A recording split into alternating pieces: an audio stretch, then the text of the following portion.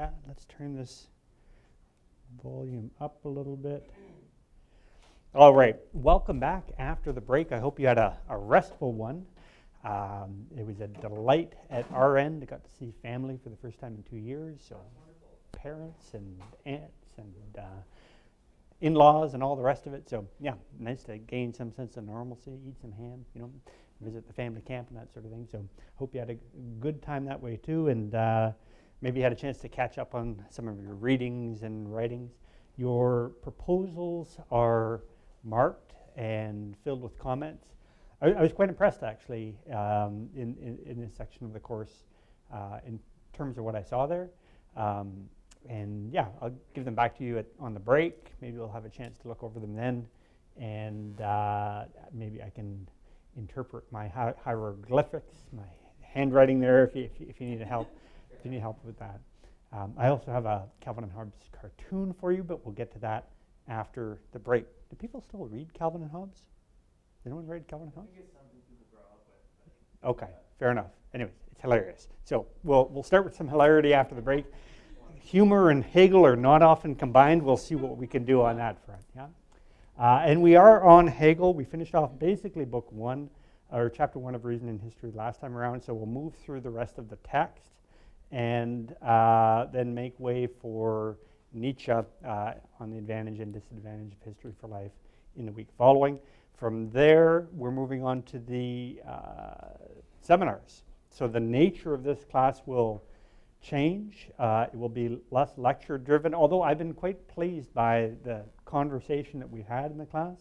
I encourage that. In my mind, that's a sign of, well, people having done their readings and being engaged in the subject matter, and let's carry that forward through the seminars. Again, it's really important for your peers that we're all here for these seminars, all prepared for the seminars, and if you're there for your peers, they'll be there for you as well. That will make this more enjoyable and worthwhile. Any other housekeeping matters to attend to? Events upcoming that we need to be aware of? Yep, please. I think it's Wednesday the 27th. Wednesday the 27th, NUSU is having their annual general meeting. We need as many students to show up so we can reach quorum. And I believe the first 50 students that show up will get a gift card. I think it's a $10 gift card to either Tim Hortons, Skip the Dishes, or the Ultimate Diners Club gift cards. I think it's like Swiss Chalet, Harvey's, all that kind of stuff. What, 27th, you said Wednesday? October 27th. The time, it's in the evening. I think it's 7 p.m., but I'm going to double check. Is that online?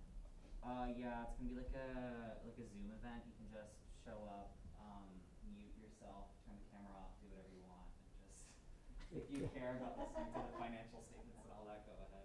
It's good practice, and it sounds boring. The financial statements are actually the most important part of that. Yeah. There's significant leverage exerted by your representatives there. There are funds that you're paying into. We see the product of this in this NUSU building, and I know people tend to blank out on those things, but it's your money. So make sure that those who are spending it are accountable to you. And I think it's good preparation as well. You see it many committees. How many people have served on a committee? 1, 2, okay. Or on a board? Has anyone been on a board? Yeah, same.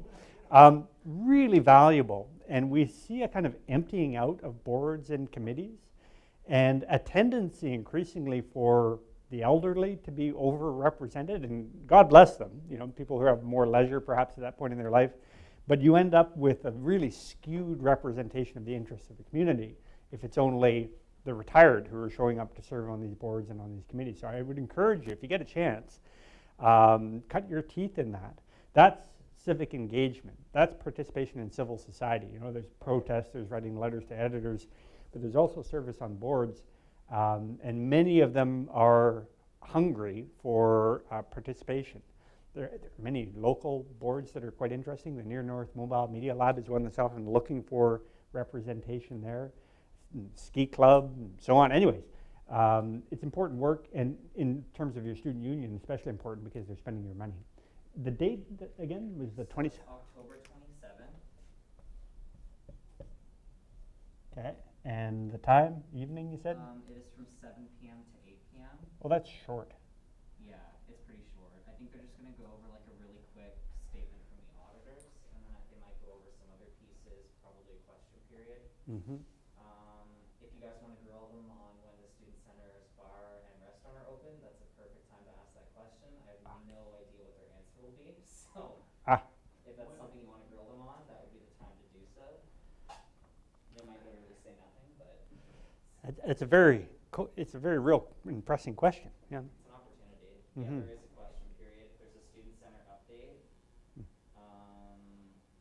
There's some executive board reports. They're ratifying the election of Herikish Panchel and the new VP of Finance and Administration.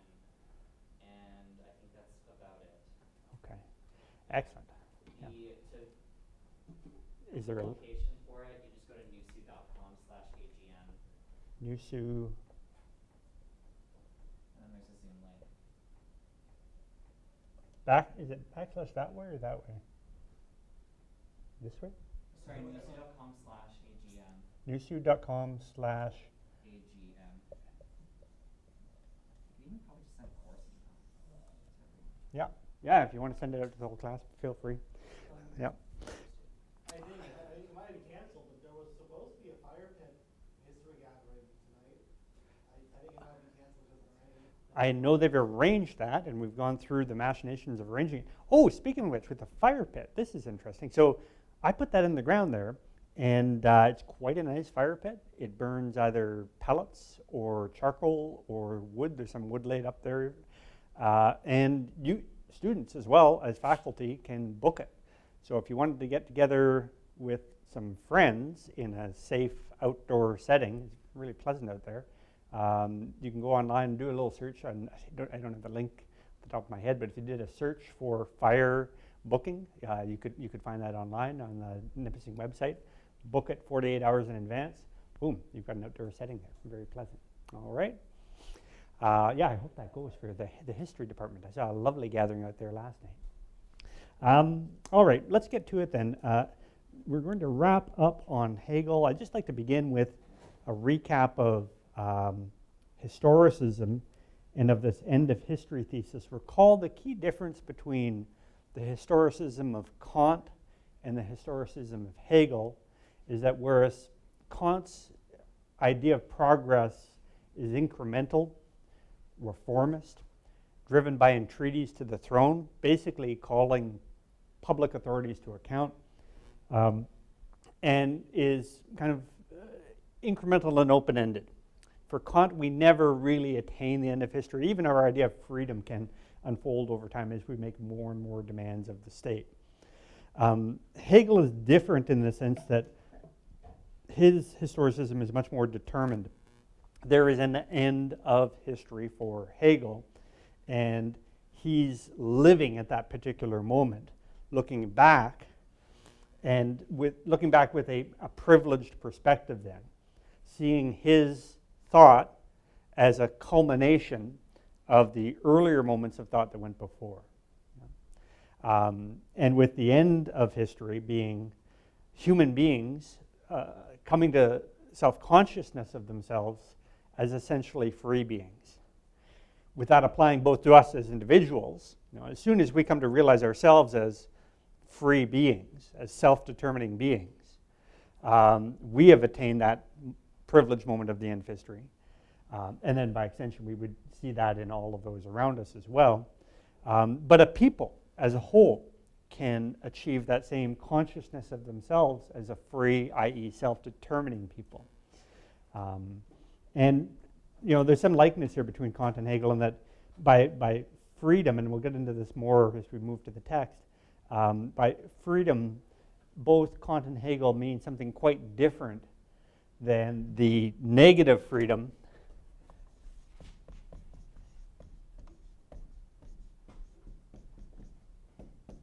that we find, for example, in Hobbes.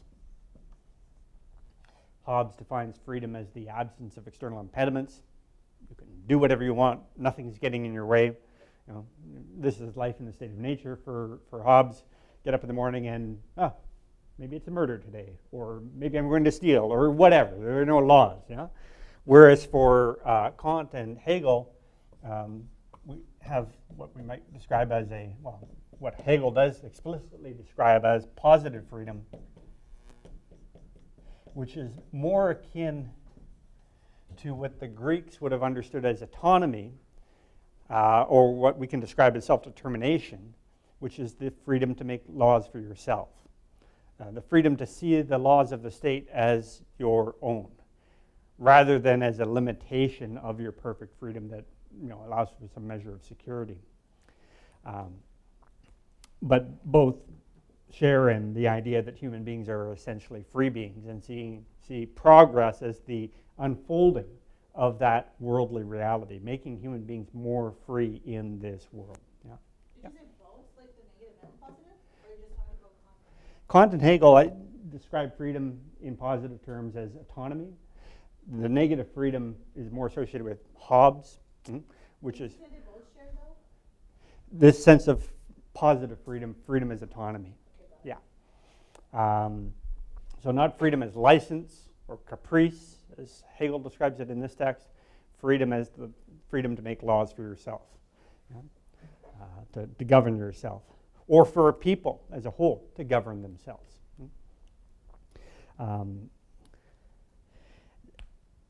Any questions on that? That's review really at this point, and trying to connect those thinkers and as well differentiate them.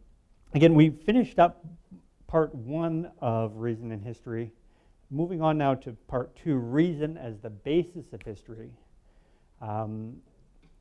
Reason for Hegel provides not only the goal of history or its end or its form, but also its substance, what it is made of. Reason is both the form and substance of history.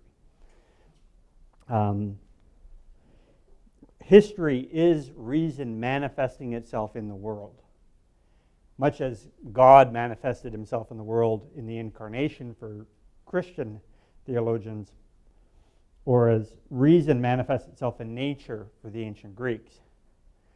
I'd just like to return to this remarkable passage that we kind of finished off with last time around on page 12.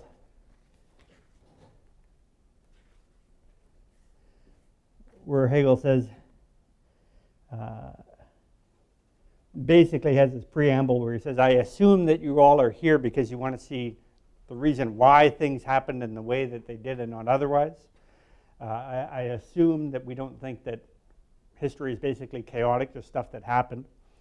And he takes that as an indication of reason moving through his students in this particular class that this was a lecture given to.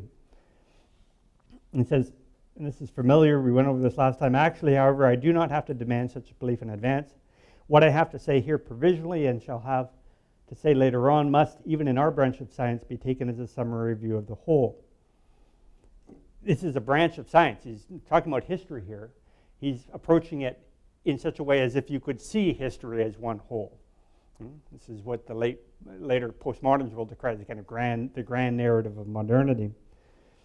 Therefore, only the study of world history itself can show that it has proceeded rationally, that it represents the rationally necessary course of the world spirit, the spirit whose nature is indeed always one and the same, but whose one nature unfolds in the course of the world.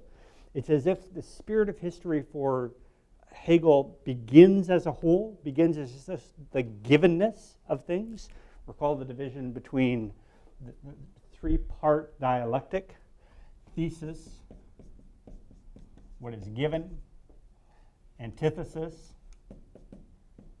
stepping back from that given, or the negation of that given, when we say no to the world as it just is; and then synthesis, the final moment, when we recapture the sense of wholeness originally experienced on the grounds of human freedom. It's not enough for Hegel, as it is for Hobbes, just to say that we're free in this limited sense as atomized individuals, giving up some of our perfect freedom to the state to enjoy protection from others. Hegel wants to sort of advance the modern project, the goal of which is freedom, with something akin to the organic conception of community that we would find in the ancients. He wants both that freedom of the individual and a sense of the community of the whole. This, as I said, must be the result of history. History itself must be taken as it is.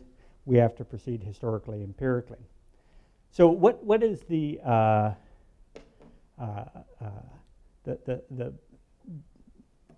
basis of this, and what is the substance of this? It is the idea of history itself, or I'm sorry, reason itself unfolding. So he's going to, in this chapter, look at how we think about reason itself and consider how our conceptions of reason have unfolded over time. All things that are in history are inasmuch as they participate in reason. Yeah? So anything that doesn't participate in reason doesn't really count. Recall how we set aside myth, for example, as not participating in reason. Why? Why does myth not participate in reason? Why does myth, according to Hegel, not count as a moment in this historical dialectic? Yep, please. Stories and folktales. Well, that's true. That's one critique of myth.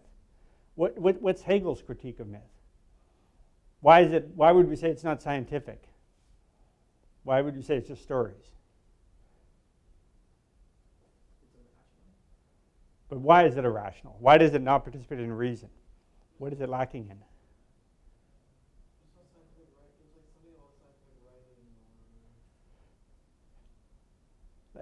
Again, I think I mentioned this before. If you were to say in your essay, sing muse, I'm channeling a god as I'm writing this essay, I would say, well, are you really? How would I trust you?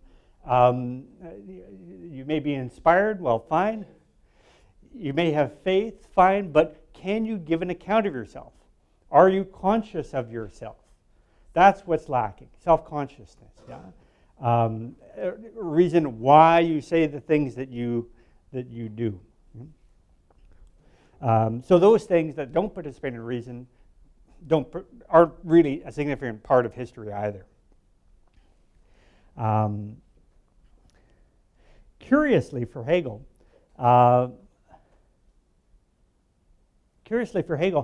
even the oppositions to the reasonable unfolding of history are themselves taken up by historical progress and contribute to its development.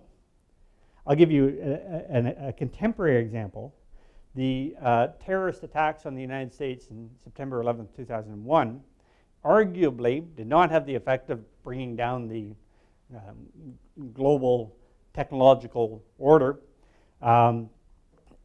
They provided animus for an even more extensive push towards the global integration that we saw following, led by the United States.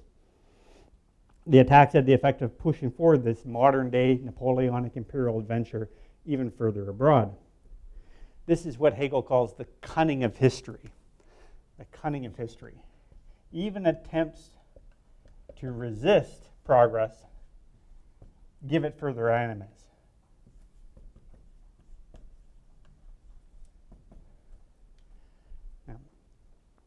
Even these sort of irrational outbursts provide further impetus for progress.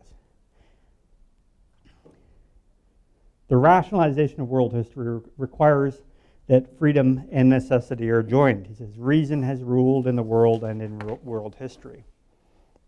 And this is the conviction that Hegel begins with, and he comes back to it again and again and again.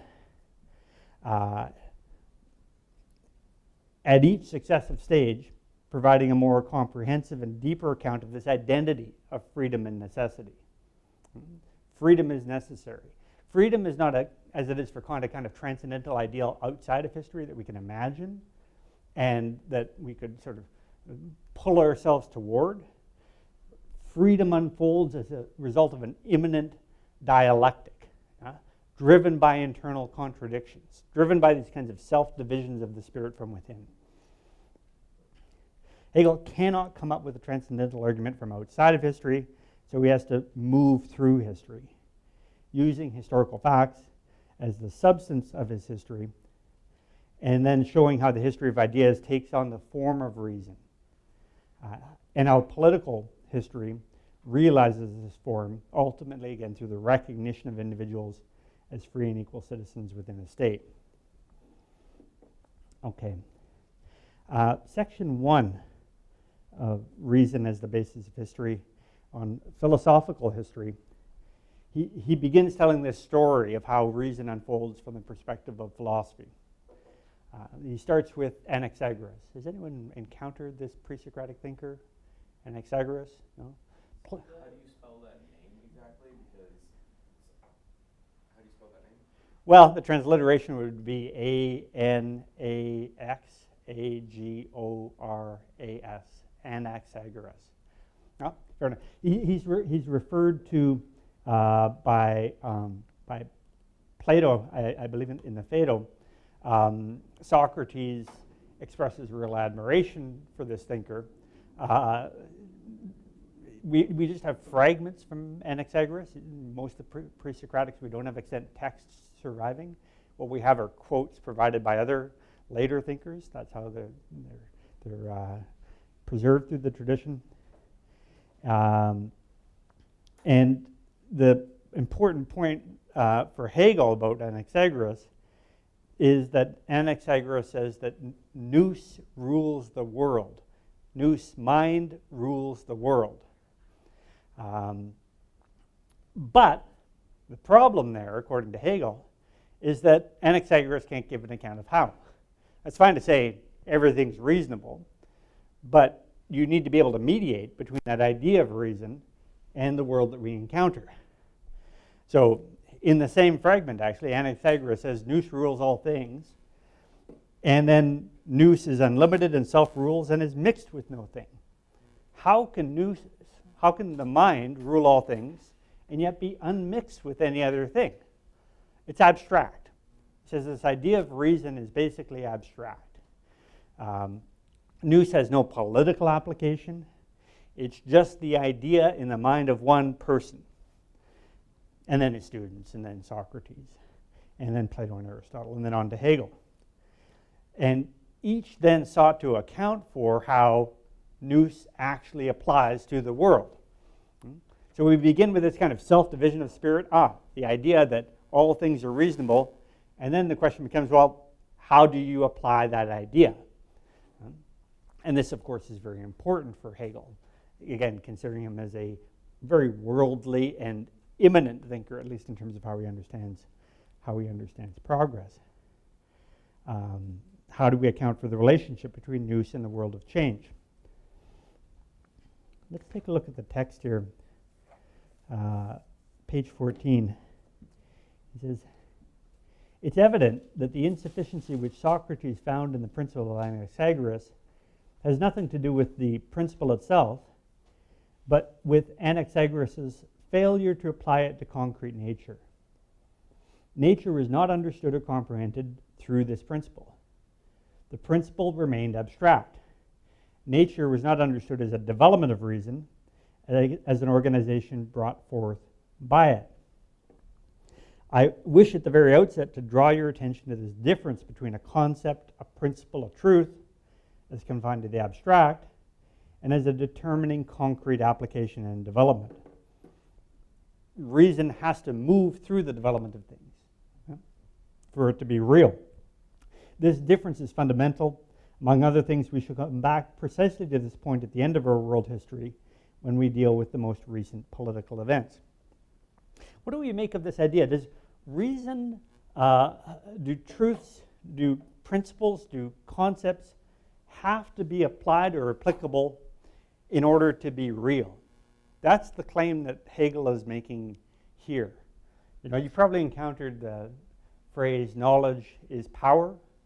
You know, I think in terms of the intellectual heritage traceable to Michel Foucault, but further back to Hegel here.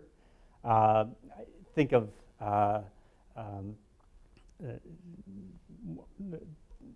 Marx's thesis on Feuerbach, where he says that philosophers up until now have only interpreted the world. The point, however, is to change it.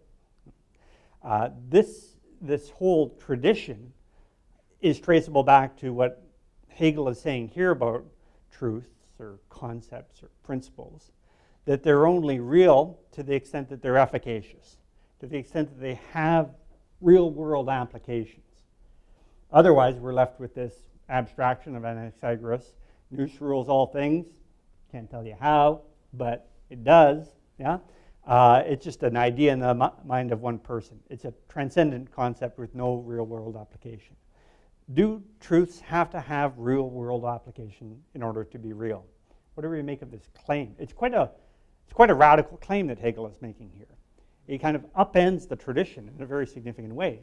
You know, if we go back to Plato, Plato would say that the truth is outside of time. The truth is beyond the opinions of individual human beings. The truth is beyond appearances, which are, for us, for the most part, like shadows on the wall of a cave. The truth represents a kind of eternal, universal, cosmological order that we really only have access to when we die. Hegel says, well, that's a nice idea. How do we apply it? Yeah. So when you say real, do you mean like physical, or like a physical proof, or do you mean like a real effect on the world? It has a real effect on the world. You could, and you know, and in terms of our account of nature, you can give an account of real world things using reason. Yeah? It's not an independent order of ideas. It has its influence here. It helps us to understand the world of nature, and it has efficacy when it comes to historical events. Ideas move history along. What? I don't know why, I was just thinking about like the idealist versus the realist, like Mhm. the two. I don't know why, but I was just thinking about how they apply their theories, and then how they apply their like in action, how they use Yeah. I guess the thoughts and the ideas through to making politics, how they're going about it internationally or domestically. Yeah. But I don't know if that's applicable to connect it with that, but I feel like the idealist would think that you would have to go about it a certain way, and then sort of like Hegel's like, well, I'm saying we put something behind what we're saying and being able to apply it. I guess, and the first thought I had was actually like if you're writing an essay, like you have to have structure, you have to have like so that people could follow along and sort of understand. Sure. Well, why One are we would hope. doing this? It's a great idea, but how is it Yeah. ever going to use it? And it's nice to have thoughts that are transcendent that'll go through ages, but how is it ever going to use it today? Sure. Yeah, you know, when you talk about idealism and realism, it made me think of that comment from Machiavelli in The Prince, where he basically criticizes Plato, and along much the same lines that Hegel is criticizing the earlier understandings of reason here. Machiavelli says that thinkers up until now have dealt with imagined republics, but he's concerned with the reality, the underlying reality, which for him is power, sovereignty. Yeah. You know, if we consider the idea of justice, for example, within a political rubric, and there was the imagined republic of Plato. Is anyone taking the honor seminar? We'll be studying the Republic. Yeah. And you know, in the Republic, this perfect idea of justice is presented, and Plato completely disavows the notion that you would ever try to apply it. He says this is not a blueprint, and don't mistake this even for a prayer that such a thing should come into being. This transcendent idea of justice is a standard by which to judge really existing regimes, and no surprise, they all fall short. But that's the point, is just to know things for what they are, just to interpret the world. And there's value just in knowing things for what they are, even if it means being able to identify a regime as being unjust. Machiavelli says, no, the point is to effect change in this world. And that's a point similar to the one that Hegel is making here. Yeah. I actually don't know if there's much of a difference, it feels like, between Hegel and Plato. Because Plato's talking about objective truths outside of ourselves, transcendence, right? Not objective, I would say transcendent. The split between subject and object comes later in the tradition, but truths, capital T truths, tyrannies are always unjust regimes, for example, even if he doesn't tell you what to do about tyrannies beyond knowing them for what they are. Yeah, because I was thinking about like the building blocks of knowledge, like I don't know, I was trying to link them with like I guess physics, where it's like what comes up must come down. It seems to be a capital T truth, and then you have gravity. So there's something that links Plato and Hegel conceptually, I would think, because you have an objective truth that is also a capital T truth, and you're able to use that in ways that are effectual. We can't manipulate gravity, but that gives us an understanding of math that changes the way we perceive the world and conduct science, right? It's interesting you use the example of gravity because that's the example that Hegel chooses as an indication of what the givenness of objective nature is like. Object dropped in the Earth's gravitational field will fall. It's just a given. There's no arguing with that. It's just what it is. That's not the whole of human experience. We have the spiritual dimension, and by spirit I don't mean anything religious necessarily, although it can involve that too. We have the ability to freely recast ourselves in our own image, to change ourselves and change our history collectively. And so we're not matter in the same way that a rock is matter, governed by the force of gravity. But again, Plato is not so interested in objective truths as such. He really doesn't talk about nature at all. He talks about human things that we can know. Things like, again, tyranny is an unjust regime and no one would choose to live within one. But the key point of distinction here, and it's really a distinction between the moderns, early moderns and late moderns both, and the medieval and classical thinkers, is that the moderns kind of tool reason to solve the problems of the world. The point is not just to know things as they are, the point is to make things better over time. And so when Hegel is discussing reason here, he sees our idea of reason itself as unfolding according to this immanent dialectic driven by this initial contradiction between an abstract idea of reason, and the way things really are. And then the question becomes, well, how do you mediate that antithesis between reason and the givens of our experience? Yeah. I'm sorry, but I need you to go back. Sure. And just this last part. Yeah. Because I feel like I just need to hear it one more time. Yeah.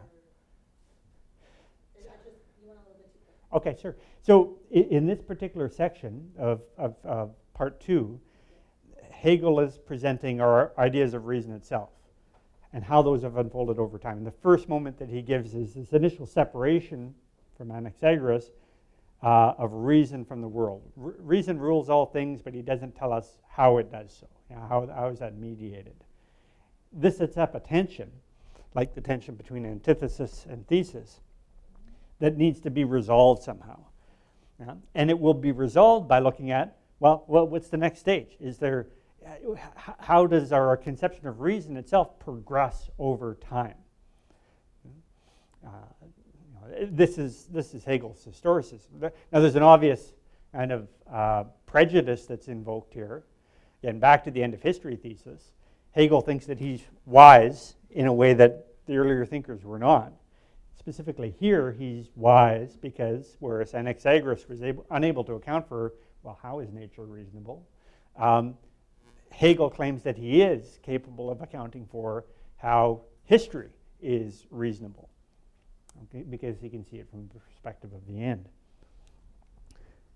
But this is a basic point of distinction between the moderns, early and late, and the ancients, is that reason is conceived as a worldly, applicable phenomenon in the first instance. Yeah. You know, inclining towards that dictum that knowledge equals power. Yeah. The next section, section 2 on religious reason, suggests a further development of the idea of reason. Religious reason expresses the same idea using a different term, the term providence. I think we're all familiar with this term.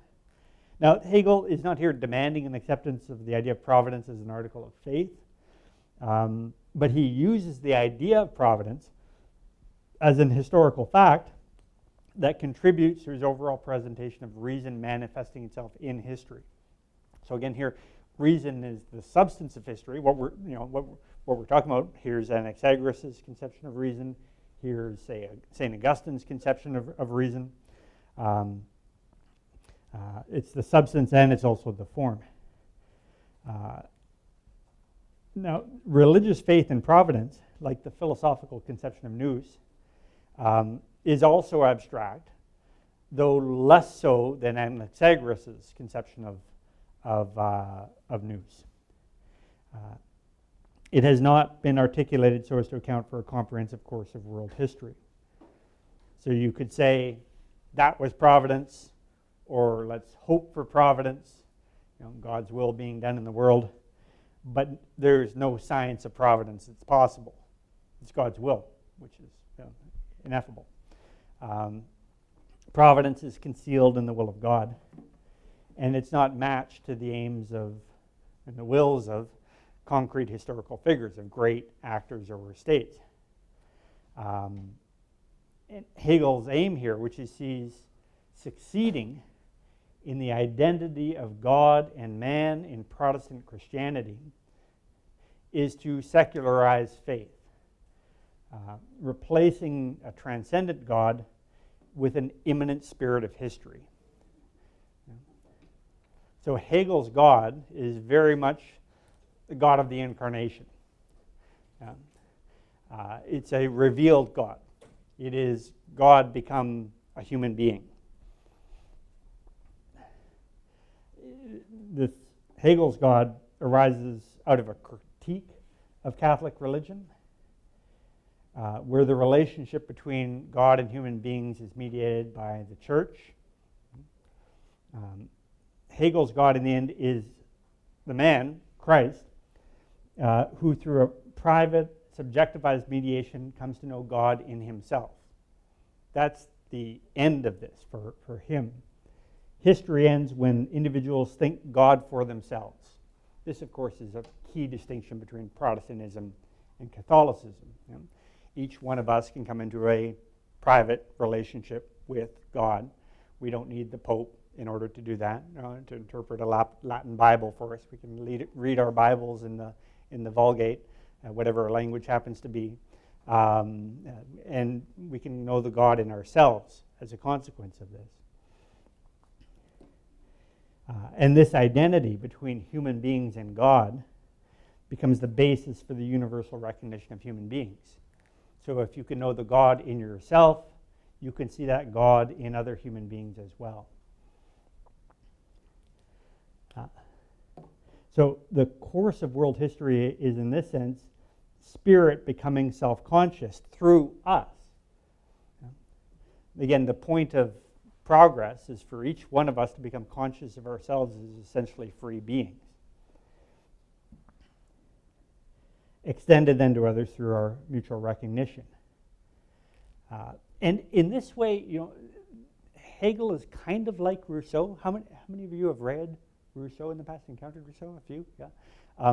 The aim here is similar. For Rousseau, the aim is to identify your will with the general will, to will what others will. Rousseau tries to accomplish this on the basis of an amour de soi, a love of self extended to others, where you see yourself in others, on the basis of a kind of sympathetic attachment to others. I feel what you feel. Rousseau says that it's like the lowing of cows on the way to the slaughterhouse. You know, animals when they're suffering can kind of sense that other animals are suffering too, and there's an affinity on that basis, on the basis of feeling. Yeah? That we feel the same things. Hegel tries to recapture that sense of connection between each of our individual wills and the common will, though on the basis of reason rather than on the basis of sentiment or feeling, fellow feeling. Feeling must develop into thinking for true equality to be realized in the world. Let's look over on page 17. Second paragraph, midway down. But feeling is not the font from which this content flows to man. Feeling of the sentiment of the seeing the God in the other, but only a primal mode which exists in him. It is indeed the worst mode, a mode which he has in common with the animal. So it's as if in that feeling of Rousseau, there's something like this identity with others, seems something of value in others, but again, it's a kind of sentiment that cannot give an account of itself. If one wants to relegate the moral, the true, the most spiritual mental content necessarily to feeling and emotion, and keep it there on general principle, one would ascribe to it essentially animalic form. But this is not at all capable of containing the spirit. In feeling, the mental content is the smallest possible. It is present in the lowest possible form. As long as it is still in feeling, it is veiled and entirely indefinite. It is still entirely subjective, present exclusively in the subjective form, where the subject is each one of us separately. Yeah? If one says, I feel such, and so, then one has secluded himself in himself. Everyone else has the same right to say, I don't feel it that way. You know, how can you feel what another feels? Let's take this to, dealing with pain or something like that. Let's deal with this in more pleasant terms. How would you explain how something tastes to another human being, to another person? Yeah? Use your taste buds, organic technology, and probably replicate it using the same chemicals your tongue uses. Well, yeah, you could be objective and scientific about it, or you could, replicate the recipe. You could do that particular family recipe just as your grandma did it and replicate it again and again and again, or you could do it in a test tube, sort of molecular gastronomy, fascinating endeavor in its own right. But just And then you can identify, like people are able to identify something within that recipe if it's done a certain way. I guess that's Sure. one way. Like, But- if you bring something common or something, like you would but it's, recognize it. say you're eating something, how could you explain to someone else how that tastes? Like you could say it's salty or it's sweet or it's got a kind of an umami flavor to it or this or that. But you see this in wine tasting, for example. Where you taste a really fine wine and then you try to articulate, well, what was that like? I know it was delicious. Not everyone agrees. Not all of us have the same taste. But what do we tend to do? You've seen these sort of long-winded accounts. You've got notes of raspberries and an undercurrent of oak. You start referring that flavor to other flavors. But you can't say exactly what that flavor was. That was you. That was all you at that moment. You were tasting that. No one else.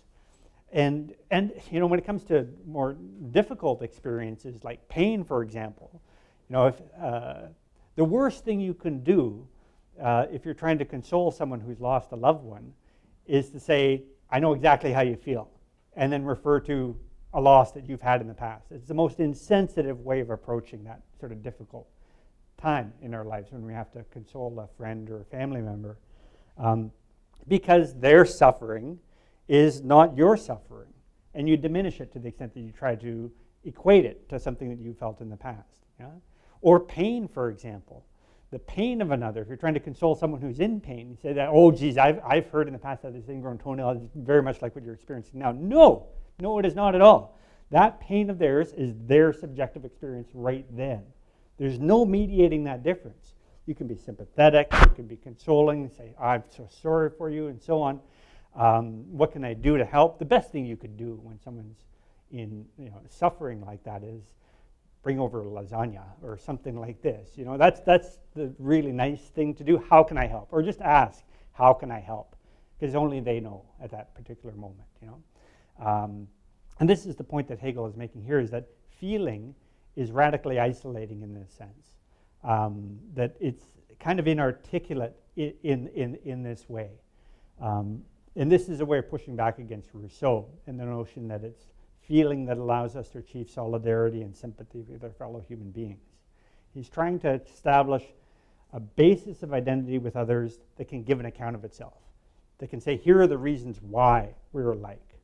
And he says that's not really present in feeling yet.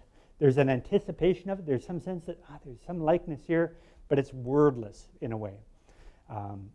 In the same way that a beautiful taste, a beautiful dish is wordless. You don't need to say anything beyond, that's really nice, at that particular moment. Yeah?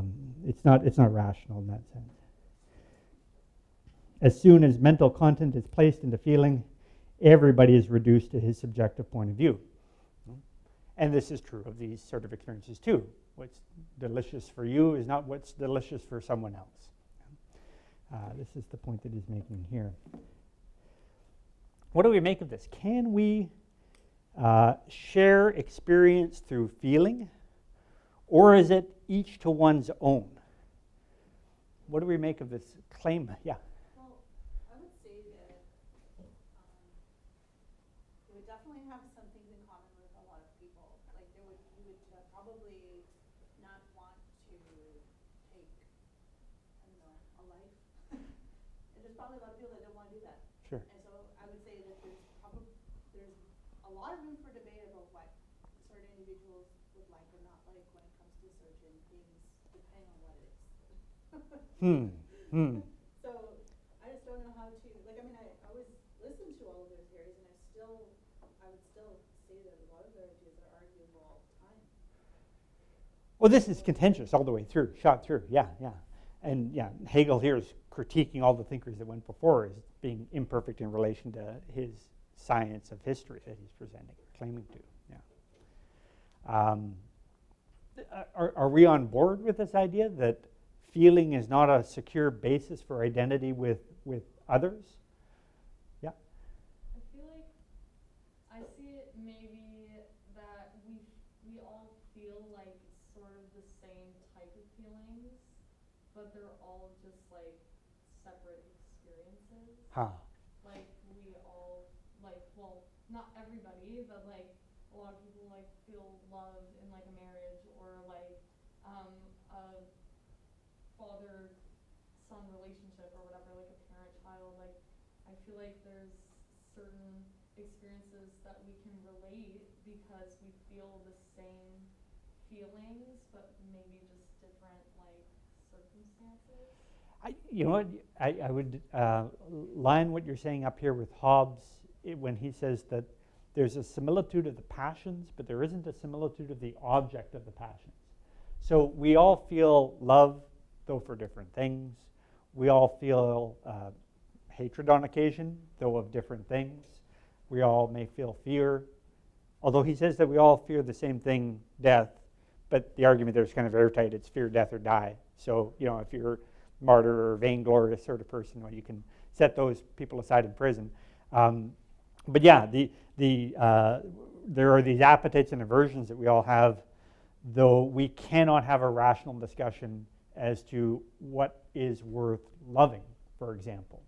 That whole classical disposition that would have us think about love of the common good, love of community, or love of God in the medieval tradition, that's set aside by Hobbes and by Hegel here too, again as a modern.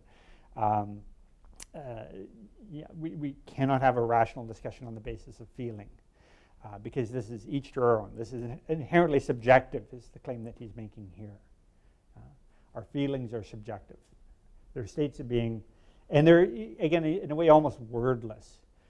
You cannot articulate, like, why do you love this person or that? And to the extent that you do, you can have these sort of Shakespearean odes to this person or that. Oh, why do I love thee? Let me count the ways. But the risk, of course, is that you then turn that other person into an object. Here are the certain objective qualities that they have, these dazzling eyes or the lovely hair, this or that. And that reduces the person in a way from the glorious subject that they are, just in and of themselves and for their own sake, irrespective of what they happen to be. There's a distinction between the whatness of a human being and who they are. Where the who you are, if we're defined by our freedom, means that we're not determined by those objective qualities. Does that make some sense there? Yeah, you line up with what you said. Yeah. You said if we're not defined by our freedom. If we're defined by our freedom, if we're essentially free beings, it reduces a human being if you describe them according to their whatness, according to their objective qualities. This person is what they are because of their hair color, their eye color, their skin color, how tall they are, how heavy they are, all these sorts of things that we can line up and measure and say in very objective scientific ways the what of that person. That doesn't define that person. Again, if in alignment with the moderns, we think about ourselves in terms of our subjectivity, our freedom to articulate who we are. Yeah? Does that make some sense there? Yeah. So, shorn of that, this also means, too, that when we talk about identity formation, in more political terms, this isn't a kind of blood and soil belonging that we're talking about. Who you are is not given by who you're the daughter of or where you happen to be from. Who you are is, well, very much of your own making at this point, according to Hegel. It's, again, an expression of our free subjectivity.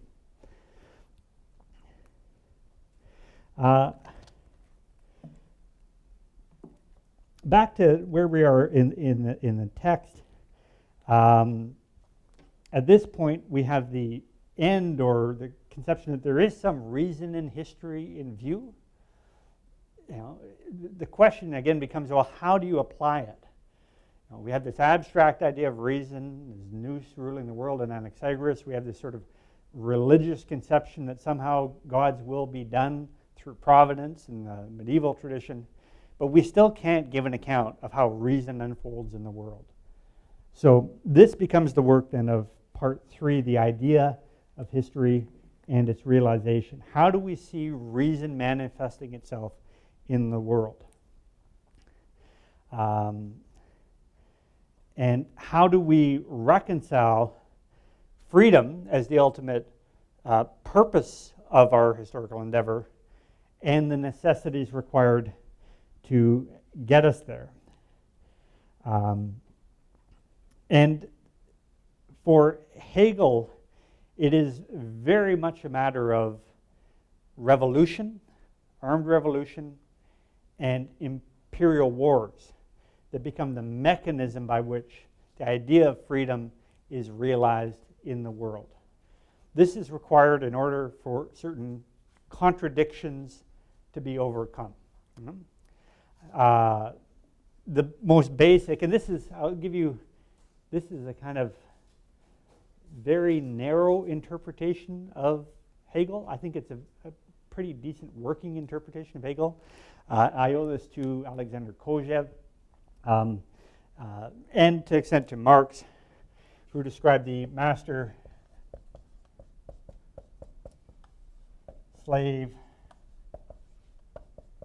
dialectic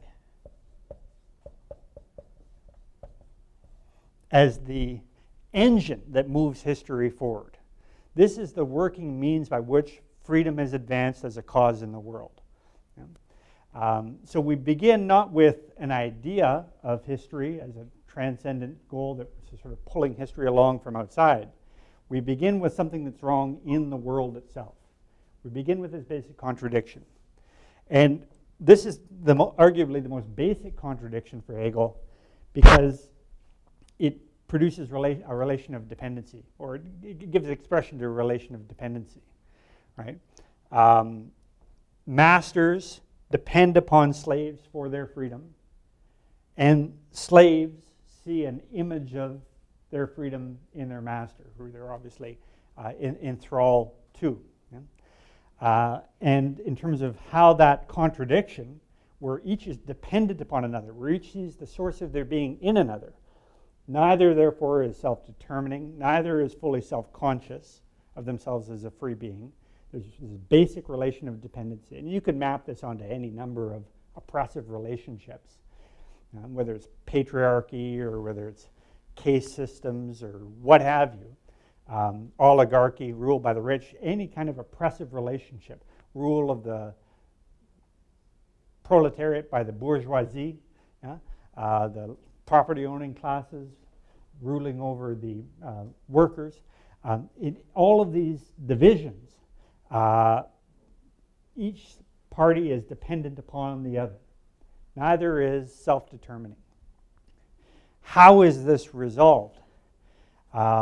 It's not enough, as it is for the people to say, "Entreaty to the throne, my master. We would like more freedom for ourselves." This is not how this works. This is not a matter of holding authorities to account. Why? Why can't the slaves just ask for freedom from their masters? Yeah? The masters will never give it. Why not? Because they give the fact that there is slaves gives them power. Sure. They have power. Yeah, yeah. Well, are the slaves not basically asking the masters to give up what's giving them their freedom? Yeah, yeah. Having slaves, Aristotle says this is very handy. How was it that a class of Athenian citizens could devote themselves about every 10 days to sun up to sundown discussions about the common good? It's because they didn't have to be working during that time. Yeah. Yeah, but if that was true, the masters never gave up their slaves, then why did history shows a progression towards more trade unions and rights for employees? If masters never gave it, this would have occurred and there would be a violent tyranny. It's an interesting point. This is a counterpoint to Marxism, sort of trade unionism. I'll say though that having been involved in job action myself here, when was that? 2015? Was anyone around at that point? Yeah. No. I thankfully wasn't here. Pardon? You were here? Yeah. It was rough. We could say that the faculty union and the employer were negotiating amongst themselves. But there was antagonism involved. We went on strike. We sort of removed our labor at that point. Burn the campus down outside, for example. Pardon me? Burn the campus. No, we didn't want to burn it. We still love this place. And I'll tell you, it was so sweet to be able to come back onto campus. That was the greatest deprivation. Being away from students and being away from the campus. I remember when it was over, I just had tears in my eyes. I was just so happy when I got the phone call from our president, rushed back here, and then was able to actually come in the building and then say hello to people all the way through. There was a deep division at play in that particular instance. Yeah. Gavin? Okay. It's kind of like during elections. There's like really deep divisions all over the place, and then the elections happen, and it's kind of settled. We settled afterwards, yeah, we were friendly again. Yeah. But this relation, oh geez, wow, that got loud all of a sudden. This relation is inherently conflictual. And it's not resolved through just peaceful means and talking it through. Some measure of force has to be brought to bear, whether that's workers withholding their labor, or whether that's violent revolution, which is how Hegel sees this contradiction unfolding. But it's history moved from within by these contradictions, not some idea that we can all share in. That wouldn't it be wonderful if we were all free and equal? It's the slaves seeing their freedom in the master and taking it back for themselves. History is moved from within by these contradictions. Also, I've known, like, you actually make some sense to liberate your slaves once you reach certain technological conditions. When there's more of an emphasis to work, you might see employees put out more work ethic. German worker to the average American worker. Hmm. German workers are a lot more productive because their conditions are a lot more friendly towards them. Yeah. Interestingly, Aristotle in the Politics says he imagines circumstances under which masters would not need slaves and slaves would not need masters if the articles of production worked by intelligent anticipation. If we had technology, if we had robots, basically, he said we wouldn't need slaves, and so that this necessity would be done away with. Aristotle, in Book 1 of the Politics. Pardon me? I was just gonna say, I wonder what they pictured robots being like. He comes up to be essentially what robots are. Statues of What part of the book did he say that in? Book 1. Book 1. You're talking about statues of Daedalus? Daedalus, that's how you say it. Yeah, Yeah. that's what he explicitly. And then there's another one, something of Hephaestus. The tripods of Hephaestus. So, yeah, Yeah. so Daedalus was a sculptor, and apparently his sculptures were so lifelike that they appeared to move. And Hephaestus was the god of the smith. He was the lame god who made up for his deformity by producing these things that moved around, like a tripod, that would hold a cauldron or something and say, hey, I want my stew, and the stew goes over to you. And so he made these sort of like animated things. They were, for the Greeks, still considered more like amusements, and Hephaestus was denigrated by the other gods because he needed the help of these articles of intelligent anticipation. So it's a resort to myth. It's a fantastical imagining of what a robot would look like. But yeah. I always wonder, like, if you ever bring back Aristotle in the modern age, how would he react to our political system? I wonder It's whether. a question. I'm like, what would he think of the modern world? Well, and we'll talk about it, Aristotle, a little bit later here, but because Hegel brings him up, I think you can make the case that he would see our politics, at least, within the rubric of his six-fold classification of regimes. I think there's some merit in that, saying that there are 6 kinds of regimes. There are just and unjust regimes. There are those that are ruled for the benefit of the ruled. There are those that are ruled for the benefit of those who rule, just and unjust.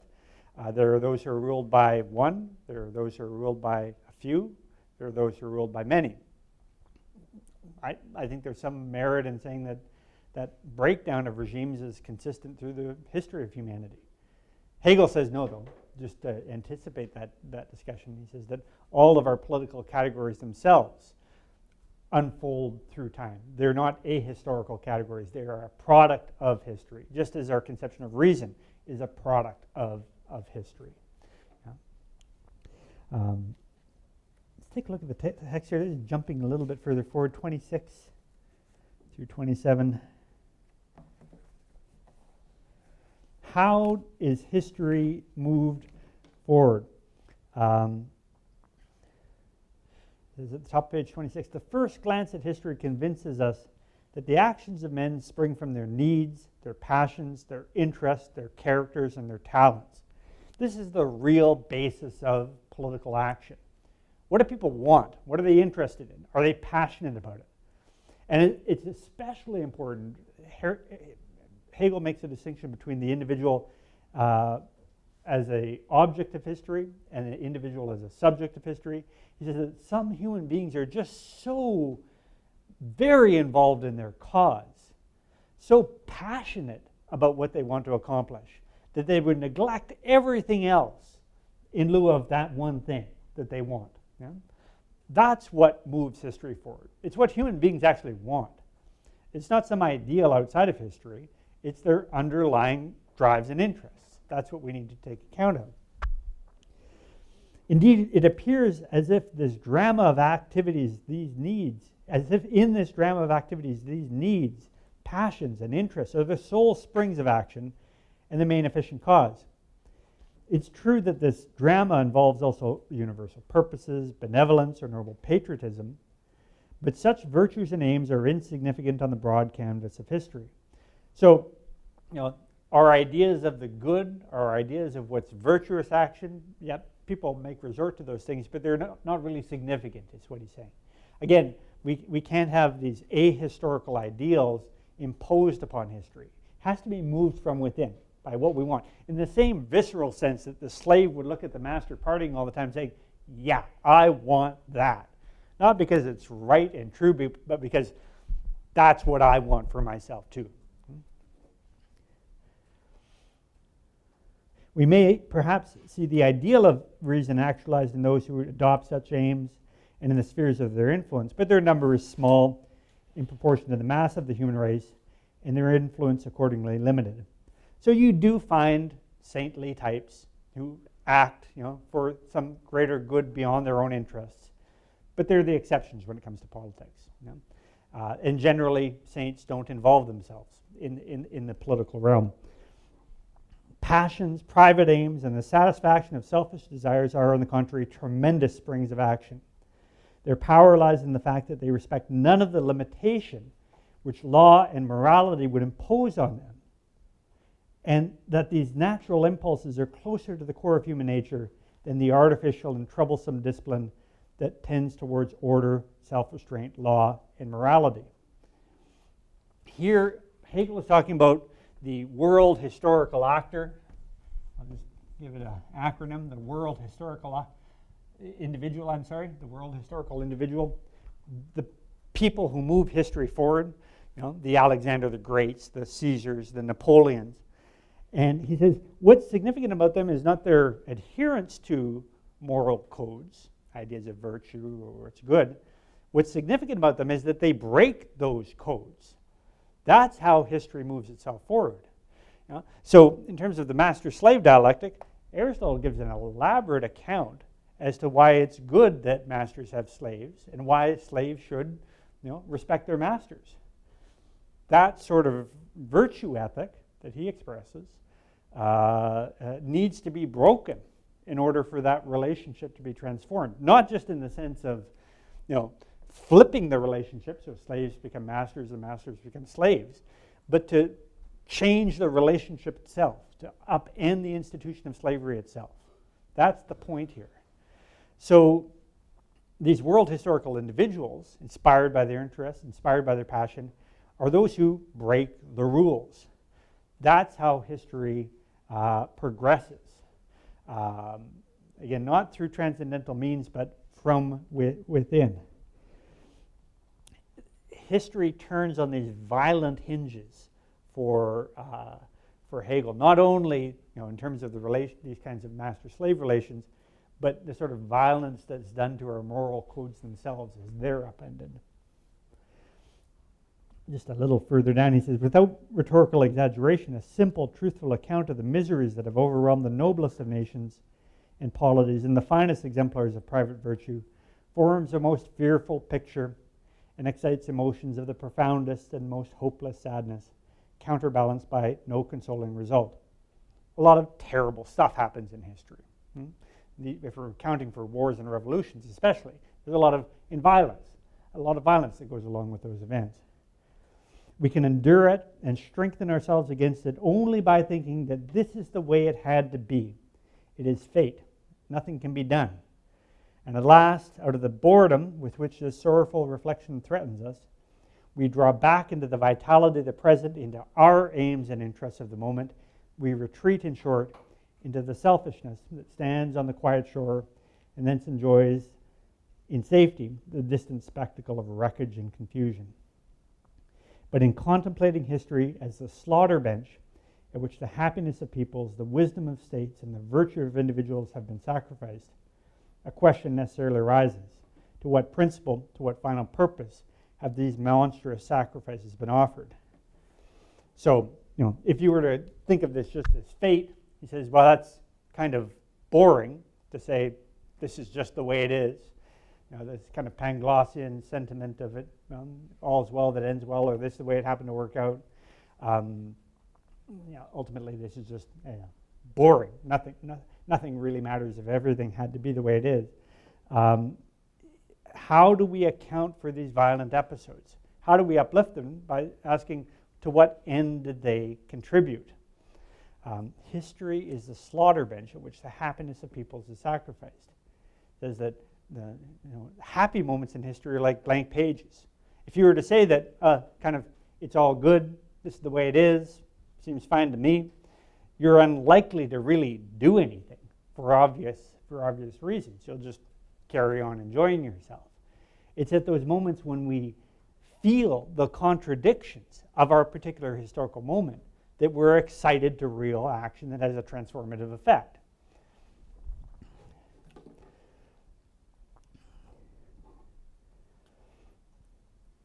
And the answer to this question for Hegel is that these wars, these revolutions are uplifted in their significance, they're given meaning by their contribution to an ultimate end, which is the realization of human freedom. It had to happen in this way because these events contributed to human freedom. The terror of the French Revolution, the violence of Napoleon's imperial wars, all of this is uplifted because it contributes to that ultimate end of progress. What do we make of this notion? Is the idea of progress towards freedom a sufficient justification for the suffering inflicted by revolutions and wars?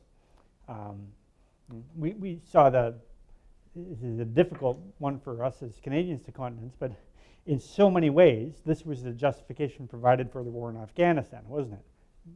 An event of terrible suffering, both for the Afghan people and for Canadian and Allied forces. The justification was, well, this helped to make the Afghan people free. Yeah? I'd say no. No? Why? I think it's a comment made by people who generally don't have to go through the real muck of a revolution. Hegel's a philosopher at a university. He doesn't have to deal with the day-to-days. The people in poverty are the ones whose lives are disrupted, and they're the ones who, I think it's something that's lost on us. Like how many women turn to prostitution and against me during a revolution because of the disruption of just day-to-day life. How many kids are forced into poverty? How many people we don't think about those things. We generally think about the woman carrying the French flag over the barricade and the kind of glories of revolution instead of how many kids start to death. This is in many ways, when we turn to Grant, his critique of both Nietzsche and Hegel, that you're justifying the suffering of the child in pain as somehow being uplifted by, but at the same point necessary to this goal of the unfolding of human freedom through history. And that justification, we just cannot countenance that. That diminishes that suffering, that abstracts us from that suffering. That's the critique that Grant offers of the idea of progress in so many ways. I think it's not, I don't know, I think there's probably a pretty deep connection that Grant comes from Canada, a reform-based country, for violent revolution. Like when you think about early Canadian history and where we are now, as much as there is issues around, particularly Indigenous Canadians and how we treat that, it is a reform-based country. So I guess there's a political tradition at least in Grant. Yeah. See that conclusion. Yeah, we're not born of a violent revolution. The revolutions that were attempted here failed, whether it's Upper Canada or Lower Canada or Real Rebellion. Yeah. I think I agree with Gavin too. I think it isn't worth it. But the thing I also want to pose on is, if you look closely at at least major revolution, I don't think it actually brought progress. It was more of an aftermath of the period of crisis. The French had the Reign of Terror, which wished the entire society and its norms collapsed. The Russian Revolution, I argued, pushed Russia back into development. It wasn't until 20 years after the revolution where it started modernizing in 15. I argue that Tsarist Russia was in a better place to reform than Soviet Russia ever would have. Even the American and Glorious Revolutions weren't really real revolutions, just small-scale wars with new ideas. It's progress itself is not from violent revolution, but with a slow change of norms. Slow change of norms, ideas about what is worth doing and proper to do. And this is Kant's critique of the idea of revolution as a vehicle of historical change. He says revolutions tend to produce one tyranny to replace the one that went before. Yeah? Sorry, this is something that recently been looking into the perspectives on the French Revolution, and two things came up when I was researching that. One was the perspective that I kind of came to, which is the idea of revolutions being, some of my disagreements with that is sometimes we do need, or at least sometimes it happens that where we need violent revolution, big events to push the envelope forward. Like the ideas born out of the French Revolution exploded and spread out rapidly, and therefore they could never be stopped after that, So which were they- caused. So, like, you Were can they spark born from the basically. revolution, or were they gonna happen despite the revolution? Because the ideas were always there. Yes, And you but saw it, those you saw in ideas. Prussia and in England, they're already being slowly adopted in Prussia and England. But there's a, But there's even also, even the English also needed the English civil wars to get the idea of parliamentary superiority The in parliament place. already existed before these civil wars. It did exist, but the idea of parliamentary superiority as the parliament having superior power over the monarchy, and then the doesn't eventual actually idea happen is with that the Civil War. That It happened happens with over a Boris. century later. No, The it's monarch Boris. still reigns pretty heavily over Parliament. it does, but those ideas came up when And the there's civil also- wars happened. There's also a few instances where, particularly with aristocracies, it's noticeable in the Russian Revolution and the French Revolution, where the aristocracies are actually have more liberal views towards sexuality, and you see a very clamping down in homophobia become more to the fore after the revolution, which we wouldn't contend as being a progressive policy nor progress. You see, Poland never ratifies it's in the 900s. It's an edict by the papacy on homosexuality.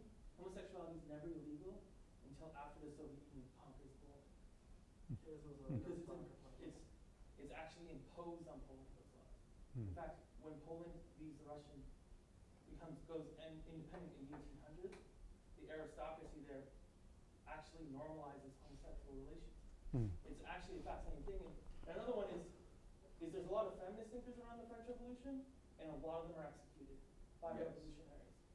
And Hmm. that actually sets back women quite a bit too. Hmm. So there are a lot of very conservative elements. Hmm. I've talked, there's I forget her name already. She talks about how revolutions often are conservative in nature. Hannah Arendt. Arendt. Yeah, on revolution. Yeah.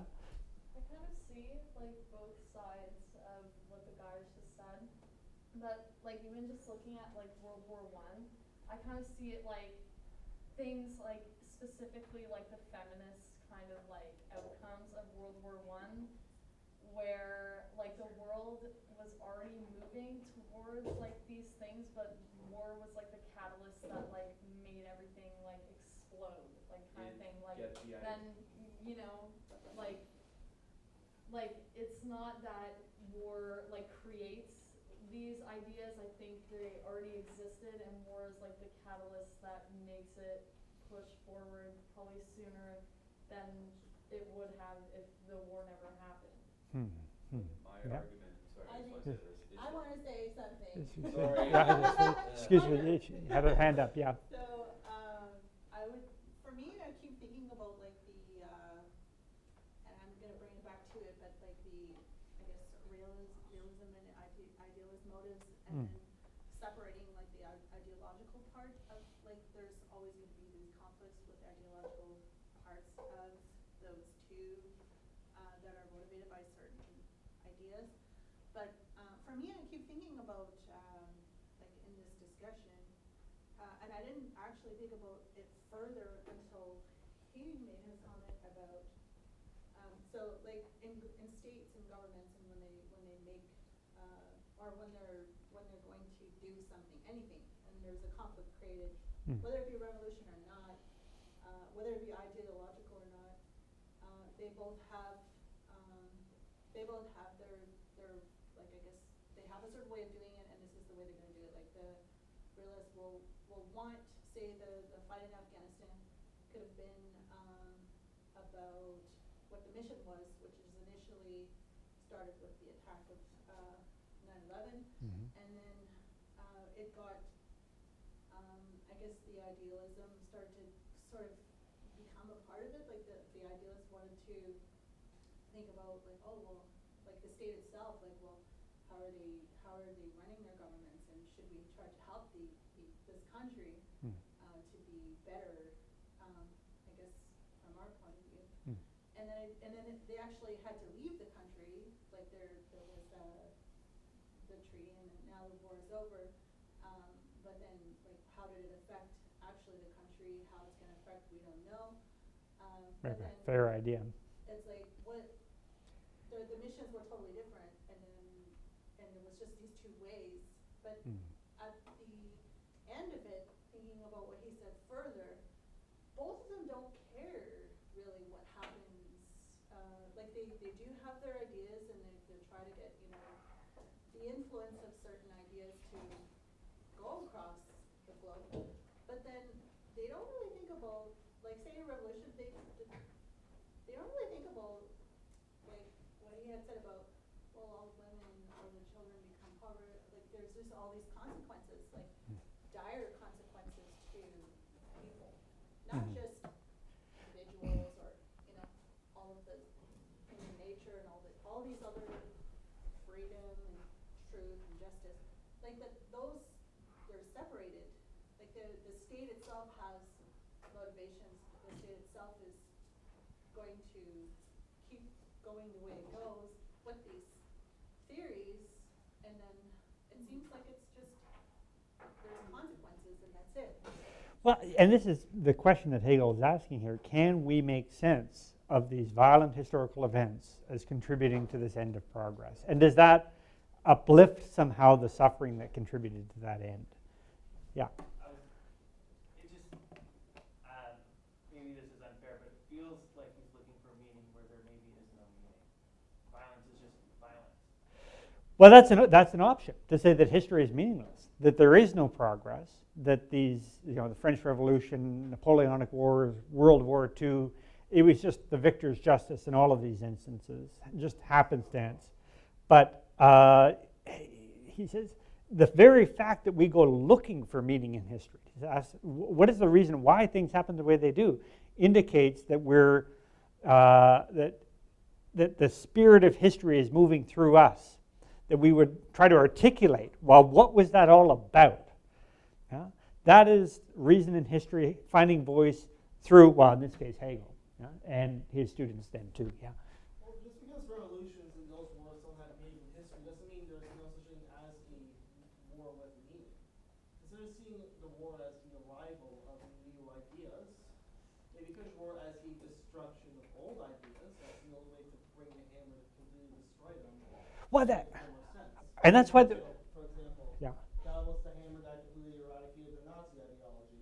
Mm-hmm. World War II. Also pushed forward, like, More communism was pushed over to say with liberal ideologies pushed towards more Central Europe. Yeah. The World War II did not work out for those behind the Iron Curtain, as things turned out. But the thing is, instead of it's destroying the old ways of life. World War destroyed the monarchy. World War destroyed fascism. And since there was a power vacuum, it was filled with more new ideologies, feminism, liberalism, things like that. Mm-hmm. It didn't create those ideas; it just punched them like what Marina said. Yeah. It just feels a little retrospective because It is retrospective, clearly. Yeah. Yeah. End of history. yeah, because the reason we went to war with the Nazis isn't because we thought fascism was bad. A lot of people in the True. West liked fascism. And okay, now keep this in mind, though, that it's not the ideal of history is not what's directly motivating the actors themselves. They're inspired by their own interests, their passions, their station in life. The world historical individual is not like some prophet that says, here's the world that should be. They destroy the existing order. That's their value.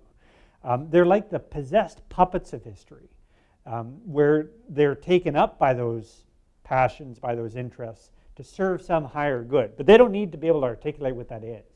And you're right, the Allied powers, we frame it. Wouldn't that rather under self-consciousness that Hegel said is required in history? Self-consciousness is the product of history. That's us looking back and saying that's what this is for. But in a way, self-consciousness gets in the way of the action of these world historical individuals. Nietzsche says understanding stops action. The acting and thinking are different in that regard. If you're really thinking, you could say, on the one hand, on the other hand, on the one hand, on the other hand, all day long. The actor just says, no, it shall be so. This is what we're going to do. The unhistorical perspective of just saying, we just acted as we thought in the moment. It very much in the moment. Very much in the moment. When people stormed the Bastille, I don't think they were exactly thinking of all the consequences of what would come from that. They were just storming the Bastille. They were really upset in that particular moment. Yeah. They were taken up by history. And when they put a Mm-hmm. Won't exactly think in its Again, this is not, a public intellectual, as it is for Kant, a public intellectual coming to the throne and saying, I have an idea of a better world, let me explain it to you, and then let's take reformist steps to get our way there. No, it is an angry mob storming the Bastille, yeah, claiming their freedom back. This is slaves overcoming their masters, yeah. Les Miserables would have been a lot more boring. Pardon me? Les Miserables would have been a lot more boring. Yeah, it's not as dramatic. No, yeah. Like, even if we presume it's not, like, what society was debatably more advanced and more liberal in the 19th century? The reformist Britain or the radical France? Which one was better?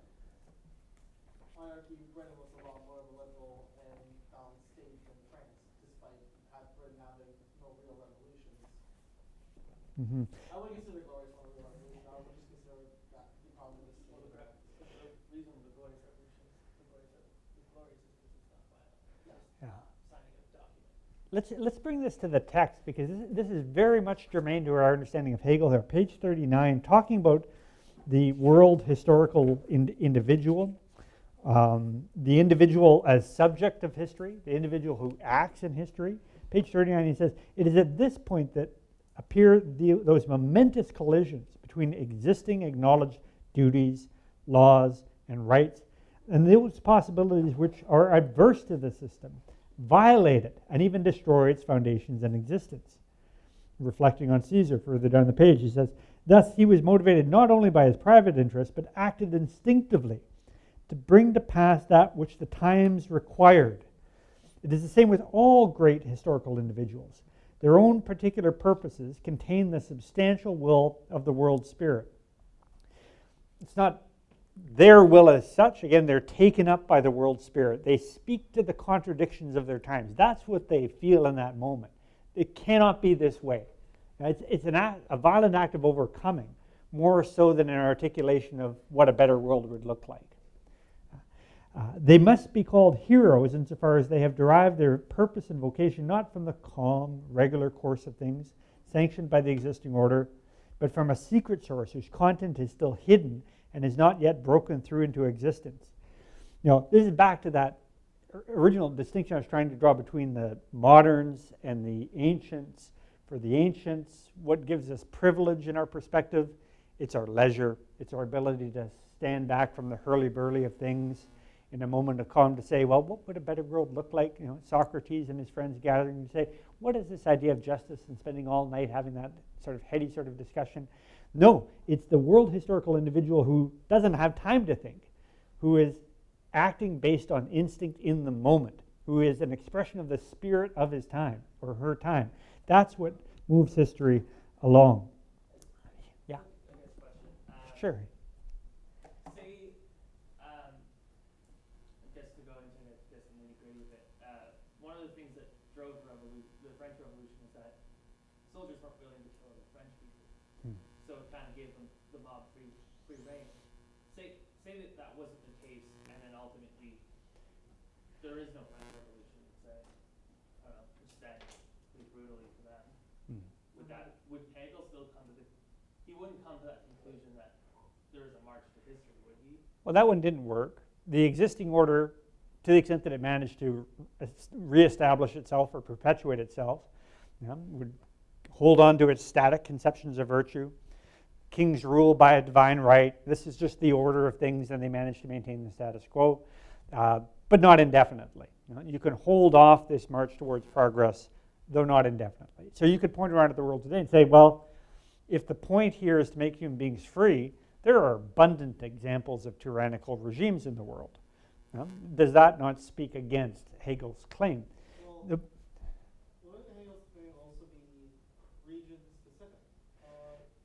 Not all doesn't have to be at the end of history. Only a certain country or region. That's true. And he is talking about world history. We've arrived at the end of history in principle. Now the question is, how do we extend basically the principles of the French Revolution globally?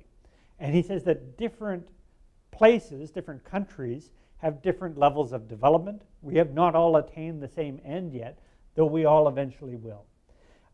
It's a matter of the rest basically catching up to this Republican ideal not an ideal, but a natural working out of the human appetite for freedom, that will extend this end of history and principle globally. You know? We've arrived at the end in time. Now the question is, how do we extend that territorially over the entire globe? How do we create this, or how do we realize this truly world history that he's seeking to describe here? All right, let's take a little break at this juncture. I appreciate, I'll say one thing, and this may be germane when it comes to the your seminars. I do appreciate the back and forth, and I think things will be easier when we're around a room together where we can see all one another, and where it's less hands up, me addressing everyone in the room.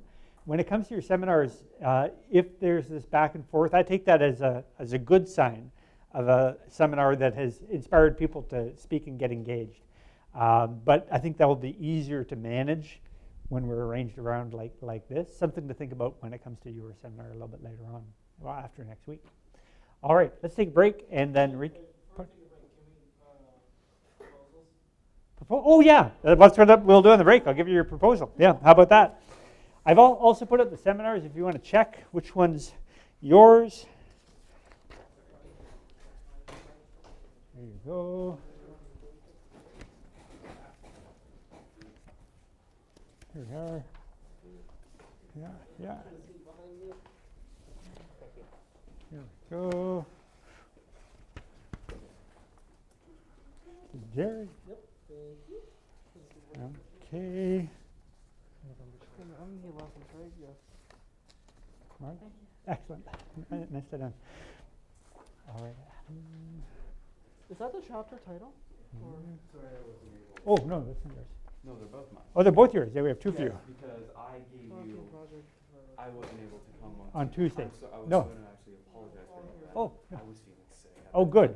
Whenever it's usually because I'm not feeling well or something. I've been going through a bunch of bouts of that recently. Oh, okay.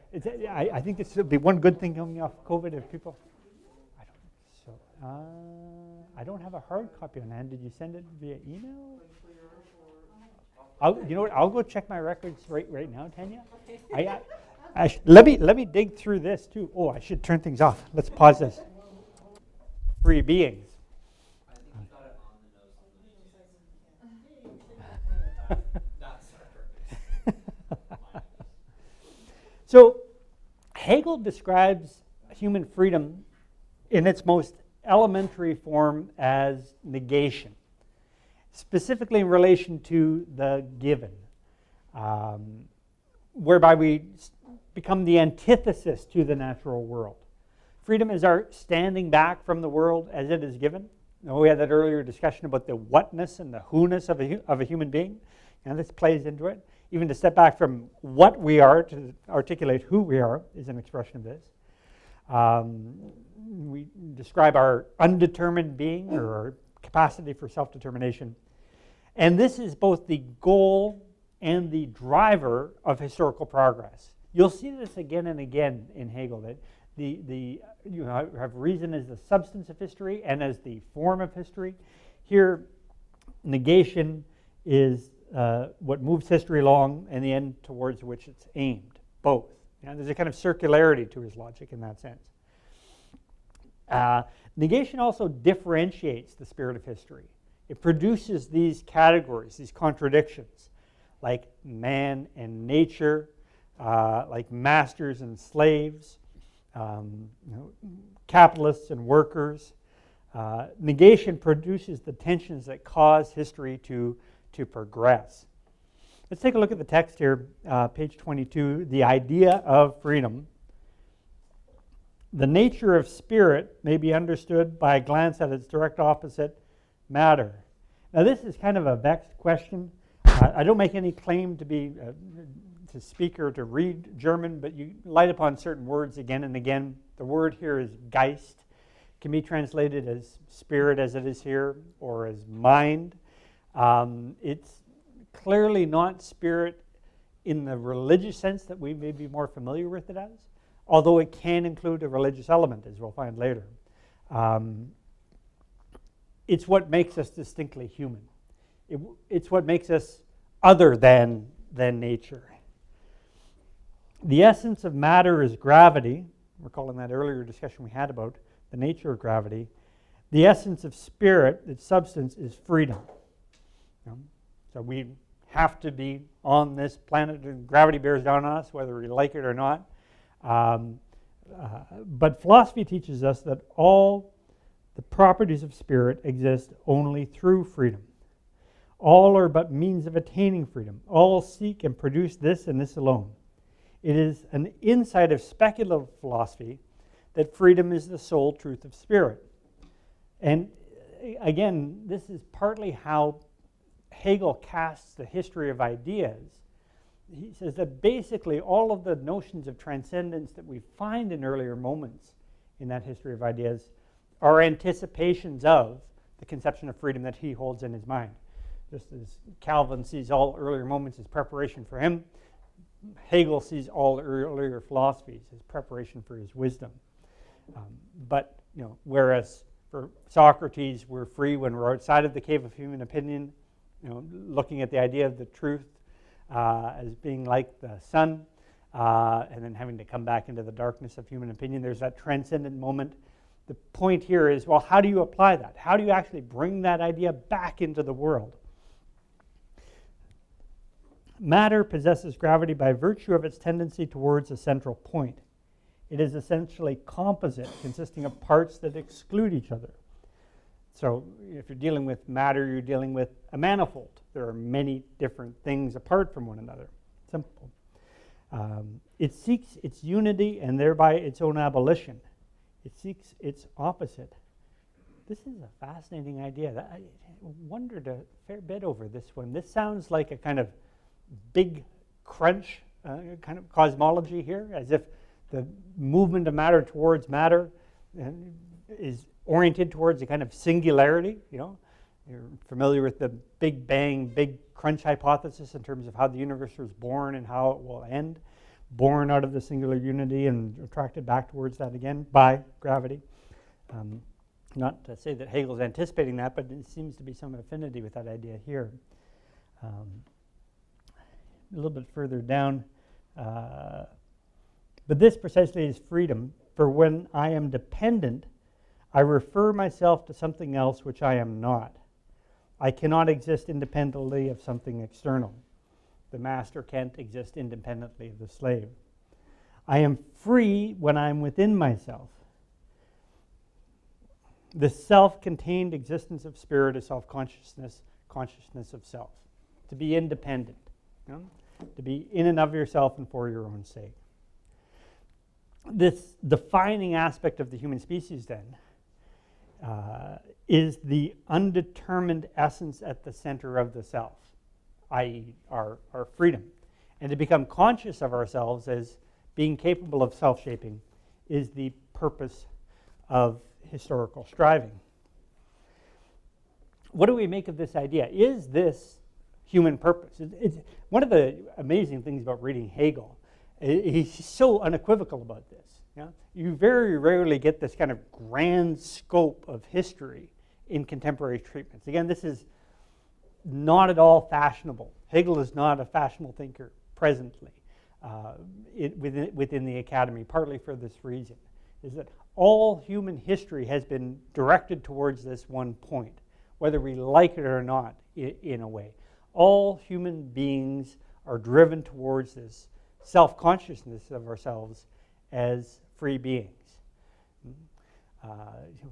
Looking at what's happening in Afghanistan presently, you could say, well, progress can be unrolled quite easily. In fact, we can move backwards. The rights and freedoms of women and girls in Afghanistan have been and will be compromised, given the victory of the Taliban regime. But part of the argument here for Hegel is that even those modes of resistance, even those steps back, set up a contradiction and intention for another leap forward. There is this, again, kind of cunning of history where we would look at that and, as Canadians who participated in that particular fight, say, No, that makes this even more important as a world historical goal. We may have lost that particular war or battle, but we are given even more animus by that experience for the next. Yeah. How would you frame it when, so say they took a reach and obviously they didn't succeed, Yeah. like say, like what happened in Cuba, and like they took a reach and then they know that possibly they could just go into the opposite direction anyway, like so what's the is the point just that they're trying and that they don't know what's going to happen and they're just going to reach and then we'll see what happens and see if we can get influence within this country? Not entirely. No. The reach of I guess the progressive ideas, like of Yeah. The rights, Yeah. like taking a reach into trying to when they were just going there to They they had other motives, but then they started to try to reach into other aspects and try to. Oh, in terms of the mission creep in Afghanistan, you're talking about? Yeah. See, the point here for Hegel is that any attempt to define a human being in terms of certain givens, like the idea that it's a given for human beings to serve God, or that it's a given for women to serve men, that's just their fate in life, and there's no arguing with it. There's no choice about it.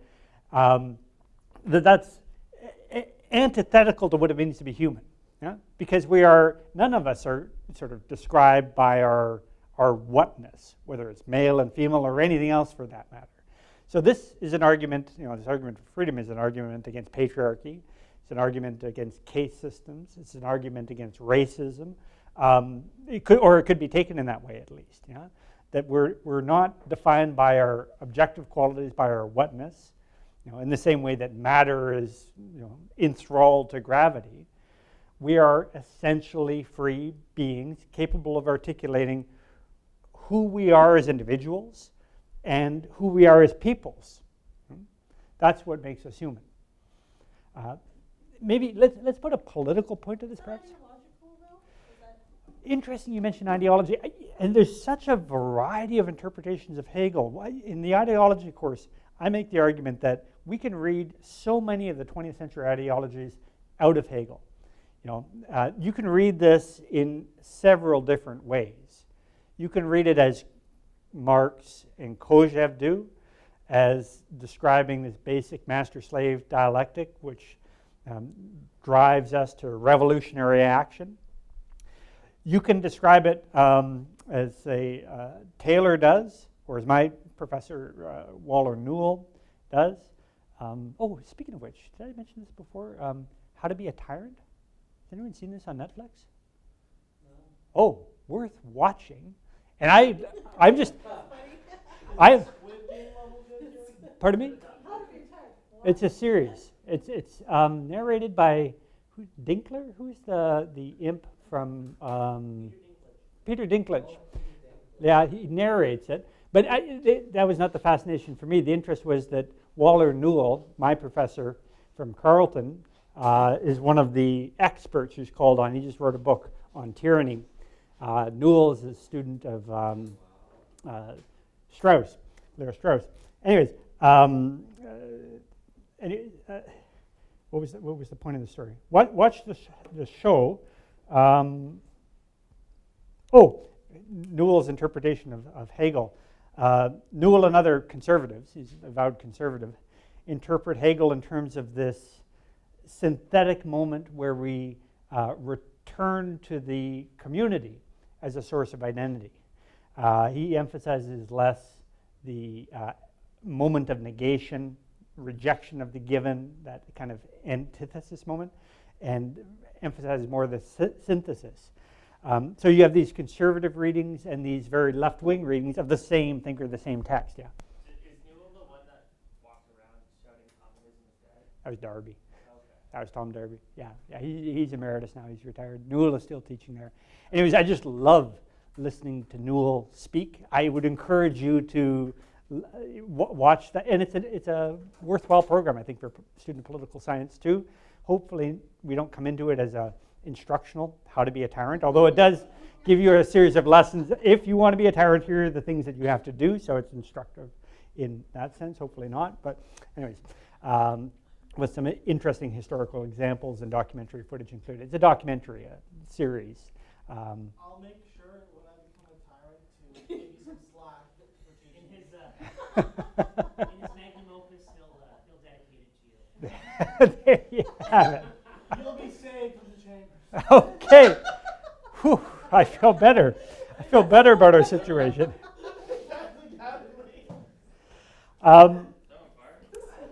So, yeah, what we've been talking about so far in terms of freedom as negation really fits nicely in the wheelhouse of those left-wing Marxist-inspired interpretations of Hegel.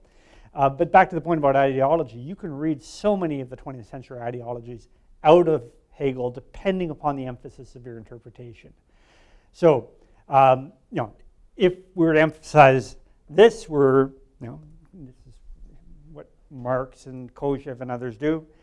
If we were to emphasize this next section of the text, section 3, on the state, this would draw us into the more conservative interpretations of this text. So section 3, in terms of how we realize the idea of history, is titled The State. You can ask the question to begin with, what do we expect from the state, and on what basis is the freedom and equality of the individual recognized? For Hobbes, we know, what do we expect of the state according to Hobbes? Protection and security. Protection and security. State is a mechanism for producing security, full stop. Yeah. And how do we get there? There's, as we discussed earlier, a similitude of the passions, if not a similitude of the objects of the passions. So we all, in all likelihood, fear violent death. That's sort of our psychological basis in terms of how we get there. For Kant, we get to that same end, that freedom and equality of the individual on the basis of lawful willing. What would you will for yourself that you'd will for all of humankind? For Hegel, what's required in order to will what others will is something we might describe as a kind of civil religion, where the point is to secularize faith. To secularize faith. This is Nietzsche's interpretation of Hegel, actually, that liberalism is a form of secularized Christianity, whereas in Christianity we're all equal before God. In liberalism, we're all equal before the state, which becomes like as Hobbes describes it, a kind of mortal God. For Hegel, the state is, quote, the moral whole. The moral whole. It's not just a guarantor, a third-party guarantor of the social contract, kind of an enforcer. There's a sense of wholeness to it, a sense of our shared identity, our shared self-consciousness. It includes the domains of art, of shared aesthetic sensibilities, and of religion as well, shared religious propensities. Hegel is attempting here to rationally recreate the organic community of the polis on the modern basis of individual freedom, not on the basis of approaching the state as if it were extended family, as it is for Plato. Socrates says, "I owe my being to Athens as if it were my family."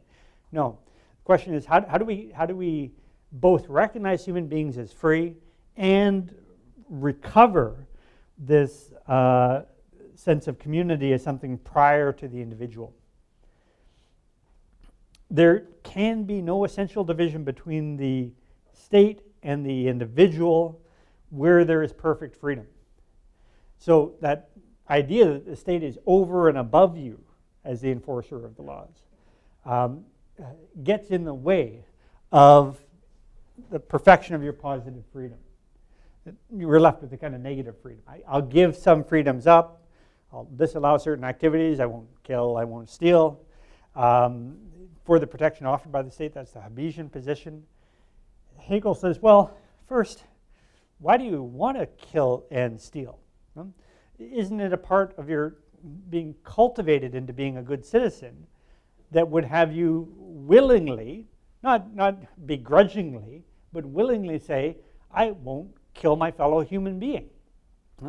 It's not choice-worthy. It's neither moral nor choice-worthy. It's not a hard ask that the state makes of any one of us not to kill our fellow human beings. How would that bring any particular pleasure?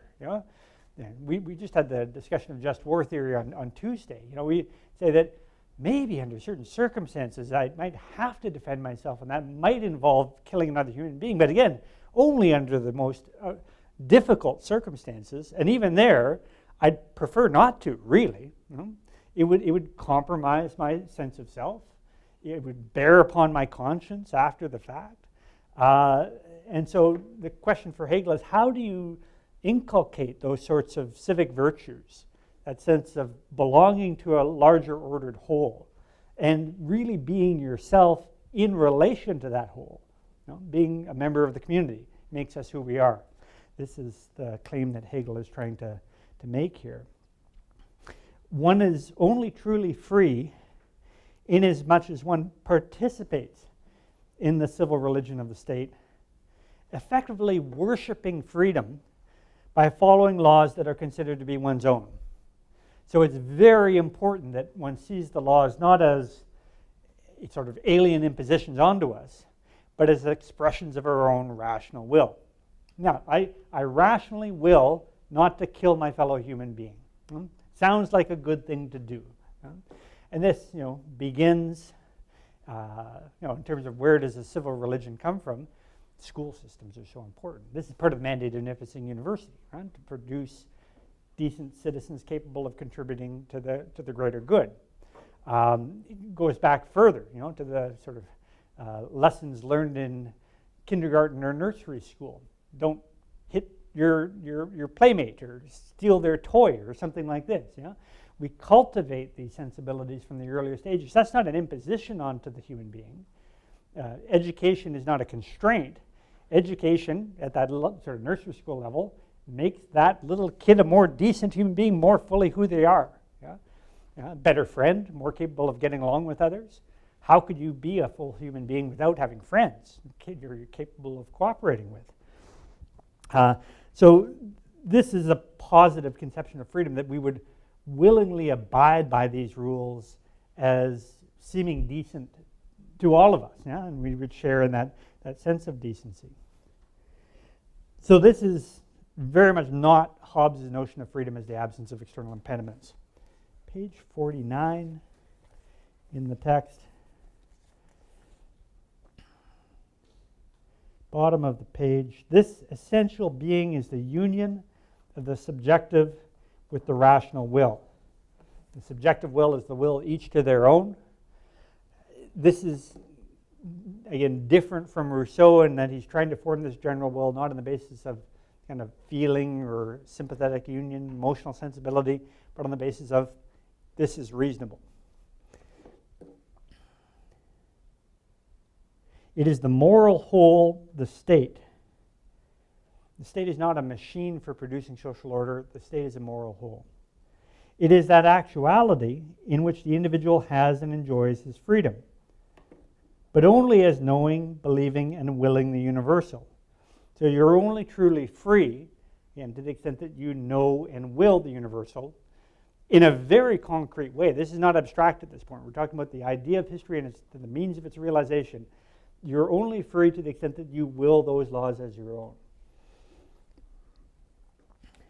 This must not be understood as if the subjective will of the individual attained its gratification and enjoyment through the common will, and the latter were a means for it, as if the individual limited his freedom among the other individuals, so that this common limitation, the mutual constraint of all, might secure a small space of liberty for each. So this is a critique of classical liberalism.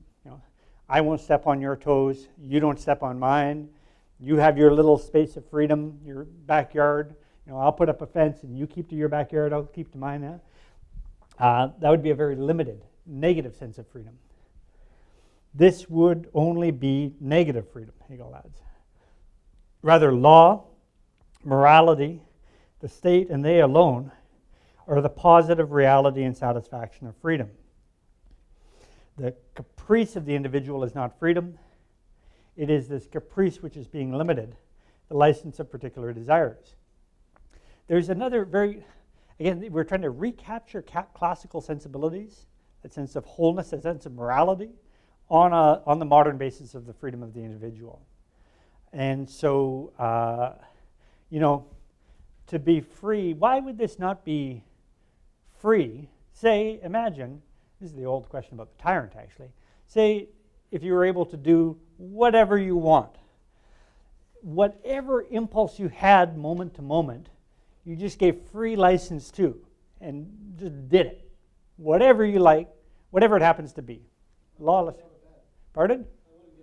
You wouldn't get out of bed in the morning. Okay, well, let's start with that. We all got here, yeah? Woke up a little bit early. I was happy this morning. It was like 5 minutes before the alarm goes off when you wake up and you're like, that timed out quite nicely, yeah? But that's been a bit of training, after a week off of sleeping in all the way through the reading week there, you kind of got to get back on it. And then the first few times that alarm goes off, you're like, oh, it's not the sound that you're looking forward to, really, But now, how many days in are we? We're Monday, Tuesday, Wednesday, Thursday. By Thursday, 5 minutes before the alarm. What have I done there? I've kind of internalized that mode of self-discipline, right? The external sense of discipline, the alarm clock going off, is now my internal clock saying now is the time to get up. Now, have I become kind of an automaton through that? I hope not. I hope that I've become more autonomous through that, right? I'm capable of ruling myself, and I'm not ruled by my sort of slovenly propensities. You can get yourself out of bed in the morning. And children, we were raised initially, and maybe our parents have to get us out of bed early in the morning. There's a kind of external sense to that, and after a point, the kids become more or less autonomous. They can do it themselves. Yeah, that's what autonomy is. It's not caprice. It's not license. It's not just do whatever. It's the ability to rule yourself as an individual, and then in relation to others, to admit the laws of the community and its morals too as something that you would rationally will for yourself also. Yeah.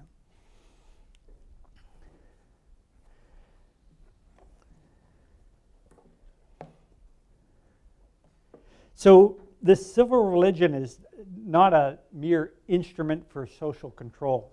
I think you could read it easily as that. You could see that as, well, these are morals being foisted upon you by another.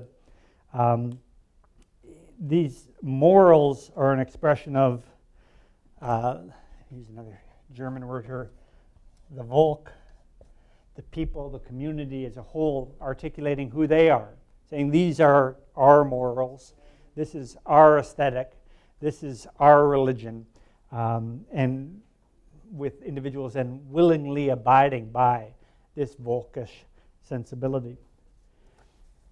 Over. Pardon me?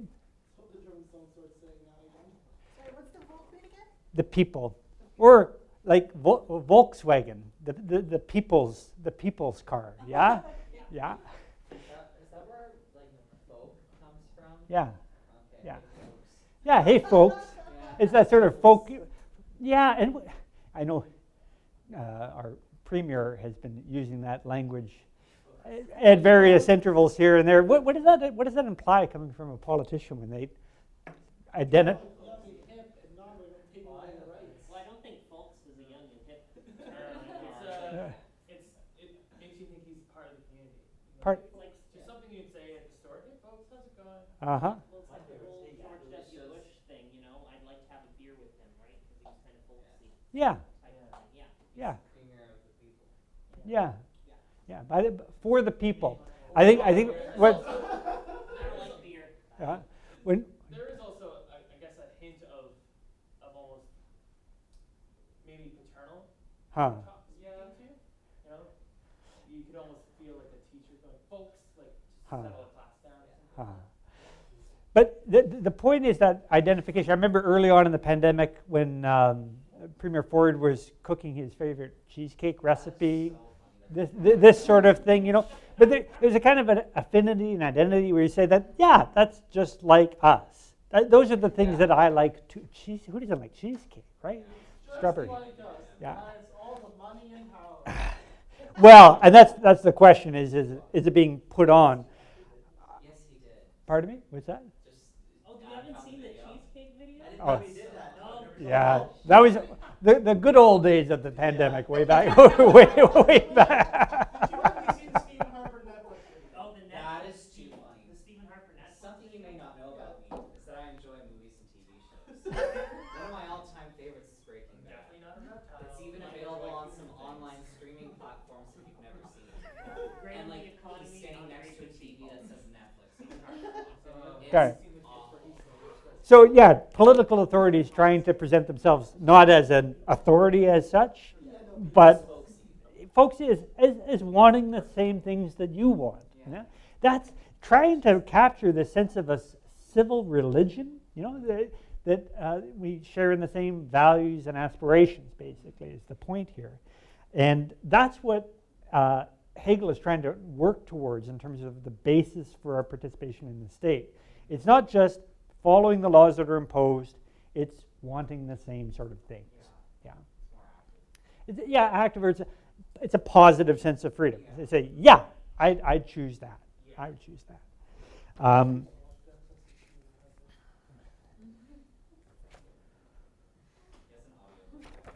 Stephen Harper? Yeah, the book he wrote, he has an audiobook. Oh, does he read it himself? Yeah, he reads it himself. Okay. Which is why I don't know how robotic well does the he sound? sales are. It would be something to fall asleep by, maybe. Yeah. Not too much. I have it, but I want to try to buy all the books in a fight. Bedtime story. Helpful. Knock him right out. Like, Okay. I want to buy all the books whenever the Prime Minister's leave office. Yeah. So like when Trudeau leaves, I want to buy his book. Let's take a look at the Right text. here, right now. Let's take a look at the text. Bottom of page 51. Very germane. He says, the spiritual individual, the people, insofar as it is organized in itself, an organic whole is what we call the state. So the state isn't a set of institutions and mechanisms, although it's that too. It's not reducible to those. The state is an active expression of the will of the people. This designation is ambiguous in that by state in constitutional law, one usually means the simple political aspect as distinct from religion, science, and art. Not so. He would include all of those in it. Yeah? So our sense of being a Volk, a people, would include our religion, our science, and our art, all the things we believe in. You know? We believe in the science that vaccines will help get us out of this pandemic. We believe that the group of 7 created some beautiful paintings that we maybe kind of identify with when we go down to Georgian Bay or what have you. I believe that all politicians are run by a cult. So, you know, that's disruptive to a civil religion to think that we have alien reptile overlords. That really gets in the way. That sort of conspiratorial mindset really gets in the way of this. Think maple syrup being good. Yeah, maple syrup, beaver tails, this kind of thing. Yeah, maple leaves falling. All these things that we can identify with and give us that kind of sense of resonance with the aesthetic sensibilities of others. You know? Yeah. Sorry, this was a thing that I thought to bring up, but was kind of thinking against it. Sure. It's Oh. a small critique on the idea of, it brought up the idea of lizards. Like I did. The conspiracy theory of lizards being in control of everything. Yeah, It was yeah. specifically in stating to the idea of the alienation to authority. Well, yeah, I think that's So what. that, but also specifically bringing up how often enough, it was a Marxist criticism. It was specifically thinking about, and so it's psychologically, how often those who get up and talk in society, or at least within business society, Yeah. tend to be, to some degree, psychopathic in the sense of empathizing with the people around them so they can exploit them to get a talk.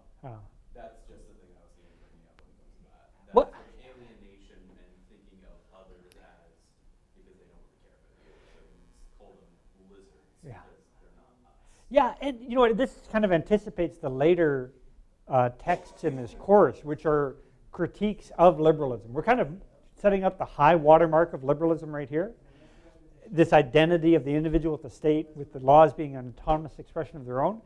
This whole critique of elites, of the idea that the state serves elite interests and not the interests of the people, that they're of another species or of another kind, the Jeff Bezos or what have you of the world, that there are these moneyed interests that inform the decisions that are made on our behalf. That certainly gets in the way of willfully contributing to the society. And it engenders then these forms of virulent resistance to the state and the political institutions that Hegel argues we ought to respect. Certainly, that's, I think, quite clear. Just carrying on with this definition, basically, of what is a state, because it challenges our conception of what the state is about. This designation is ambiguous, saying that the state is an organic whole, in that by state in constitutional law, one usually means the simple political aspect as distinct from religion, science, and art. But when we speak of the manifestation of the spiritual, we understand the term state in a more comprehensive sense, similar to the term Reich, empire, or realm. Obviously, this has troubling connotations fast forwarding into the 20th century.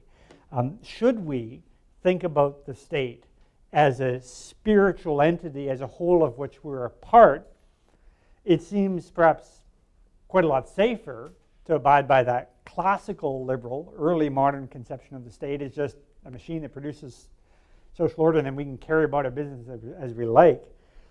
But we're left, in a way, alienated from the state as this third-party imposition.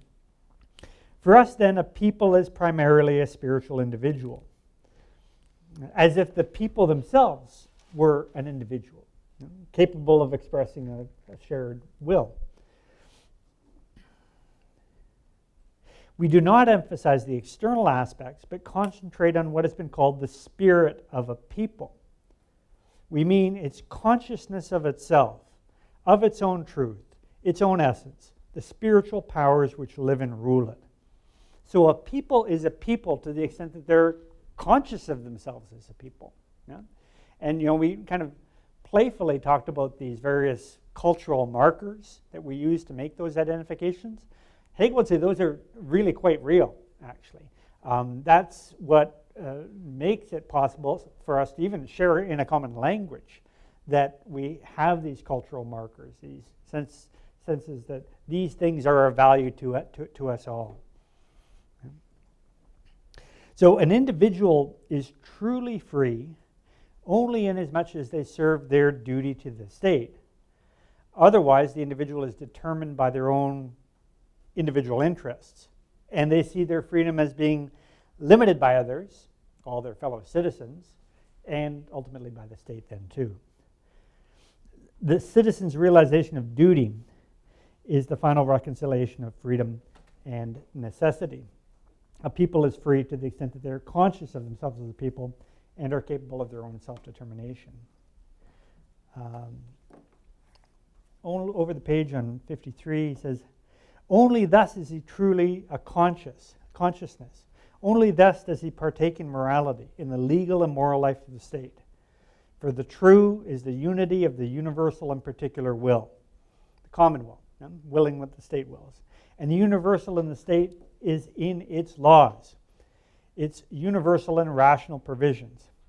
The state is the divine idea as it exists on earth. The state is the divine idea as it exists on earth. This is why Nietzsche will criticize Hegel as secularizing Christianity, essentially, making the state into a mortal god.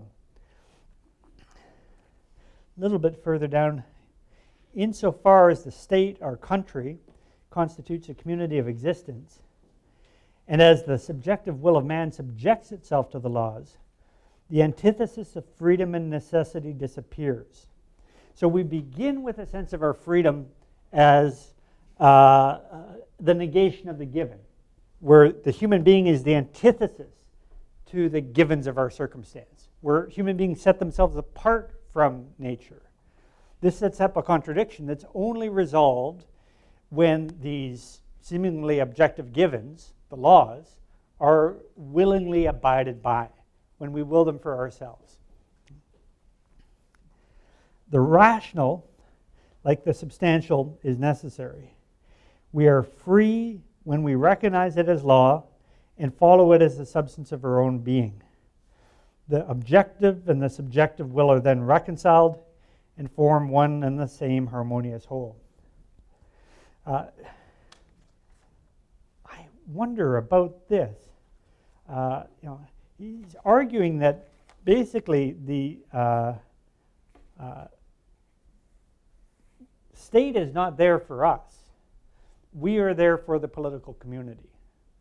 That was George Bush again. How so? Is he the one that says, no, that's Kennedy, Kennedy, ask not what you can do. Ask not what the state can do for you, but what you can do for your state, for your nation, I think is the language that he uses. Country, is it? Not what your country can do for you, but what you can do for your country. Thank you. This is the sensibility, yeah? A sense of duty to a higher cause, and then a sense of participation in that. Yeah? As if you gain your value through your contribution to the political community. As if you become more aware of yourself as who you are and all of your powers through your contribution to your political community. What do we make of this? Is the state there for us as a means of protecting us, making sure that contract rights are maintained, property rights are maintained? Or are we here for our political community? Is our first duty to serve our state? Yeah. I think individuals are far more important than communities, and as such, the state serves the individual. Communities only exist for the best interests of the people wearing them.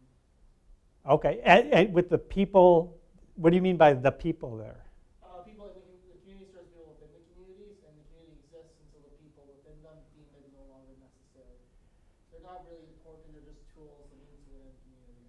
Okay, but you're still using that language of the people. And so are you referring to this person and that person and that person? People in the community. All together. Everyone. The So- specific individuals didn't really deem it necessary, so it exists, and it will exist until the point which the people within it Yeah. deem it no longer necessary. Now the language is really important here because you've said a couple things. You talked about the people, and then you talked about the individuals within that community. That's a different thing.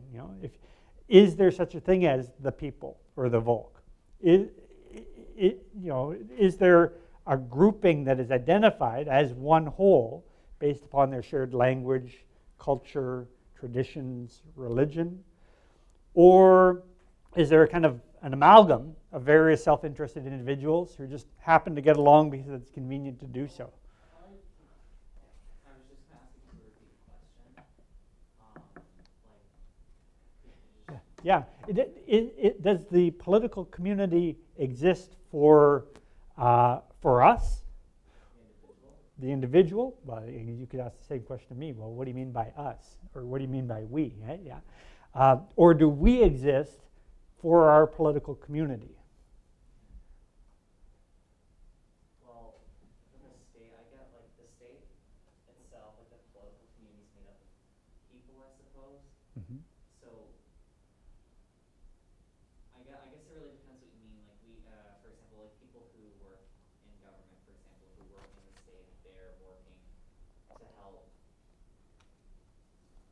to help the community, I suppose. They do. Yeah, some people are more actively involved than others in contributing. Yeah.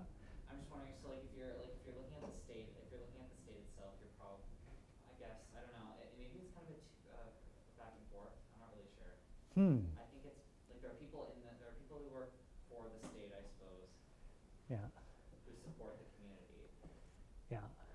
And keeping in mind that when we talk about the state here, Hegel has really broadened the term. He's not just talking about a constitutional structure, though it includes that too. He says, well, maybe the word Reich would be a better example, like the realm. Pardon me? No, it wouldn't be. Well, and then with the dangers of looking at political community in this organic sort of way, really brought to bear by events of the 20th century. The idea of a Third Reich, for example, in terms of the Nazi regime. This has that resonance, certainly, which is why I said maybe classical liberalism is safer on that account. That the state is there to protect the individual, not the people, because it raises the question then too, well, who belongs to the people? Who shares in our aesthetic sensibilities, in our civil religion, in our language? Who are we within this? That becomes kind of problematic here too. That said, and there's always this differentiation in terms of who's actively involved in a community, who really identifies their purpose with the purpose of the whole. I began this by saying that you should all involve yourself in that NUSU AGM on what is it, the 27th coming up there, because that's in a way your community as students here. And what I find, at least, in terms of my education and my life generally, is that I feel more myself to the extent that I can contribute. That sense of isolation that we've all experienced doesn't really drive us back onto ourselves or allow us to say who we are. I experienced it, at least, as a real deprivation, of not being able to be out and about in public, contributing in ways that we've become used to. Is service, is duty an expression of the self? Or is it just something that we begrudgingly have to do to make sure that the functions of our society continue apace? What is the cultural thinking whenever someone has jury duty? Whenever we think of jury duty, what's always the pop culture reaction to it? The pop culture, I think of The Office, but that's... It's God, everyone complains about, I have to go to jury duty and stuff like that. It seems like an imposition. That's probably the popular reaction. Yeah. That's probably fair. And you get that letter in the mail. I would just contrast. And again, what Hegel is trying to do here is recapture the classical sensibility. Just think that Athens, during its direct democracy, you talk about a trial. Do you know how many jurors there were in a trial? 500. That's a lot of jurors, yeah? And that's an indication that people really wanted to do that. Yeah? Every 10 days, meeting sun up to sundown to deliberate on the public affairs of your community, that's a significant commitment. Those people really wanted to be there. Yeah? The Greek word for a person who didn't go out in public was idiot. Literally, it transliterates from the Greek to our word. You're not really a human being at all. I make a narrative of this without a story to tell and someone to tell it to. That makes us who we are as individuals. Sharing in who we are with others. That's the sensibility that Hegel is trying to recapture, though again on a modern basis, towards that articulation of human beings as free rather than as being given as this or that according to their nature, according to some blood and soil belonging. I'm fascinated by this question. I think, at the very least, it exposes some of the limitations of classical liberalism and that limited sense of the state. And we see it in the health of our communities. To the extent that people stay at home and think about, say, committee or board service as, do I have to? Or, the serving on a jury as some sort of loathsome, odious task. That's an indication that there is no real civil religion functioning within our society. And perhaps there's some value in trying to recapture that sense that we are part of a larger ordered whole. Yeah? The question is, how do we do that without creating ostracism within society? Yeah, in terms of who belongs and who doesn't. Who's part of the we, who's part of the Volk. Yeah, that's... I participated I was on the board for a little while at North Bay Nordic. Lovely little club. If you ever want to get out there, Sundays, jackrabbits. You've got the little kids from 4 years old to 12 years old. There's 110 of them cruising around. The parents are all out there. There's a little barbecue going on. Just a nice way to get together with people. And I served on the board for a number of years there, but was told that, it was a Johnny-come-lately. There's a sense in North Bay that if you didn't live here your whole life, has anyone lived in North Bay their whole life? Just a couple, that you're never really a full member of the community. Or if you move away and come back, you still kind of lose that whole... Oh, really? I'm not even attuned to that aspect of it. Okay. Okay, you thought it was better in Toronto. Why didn't you stay there then? This sort of thing, yeah. Yeah. I think the people in Toronto a little bit too. Meet some of the old timers in North Bay. There's nothing here. There's people who think even if you have ever left North Bay physically, I know, normally they're older. Really?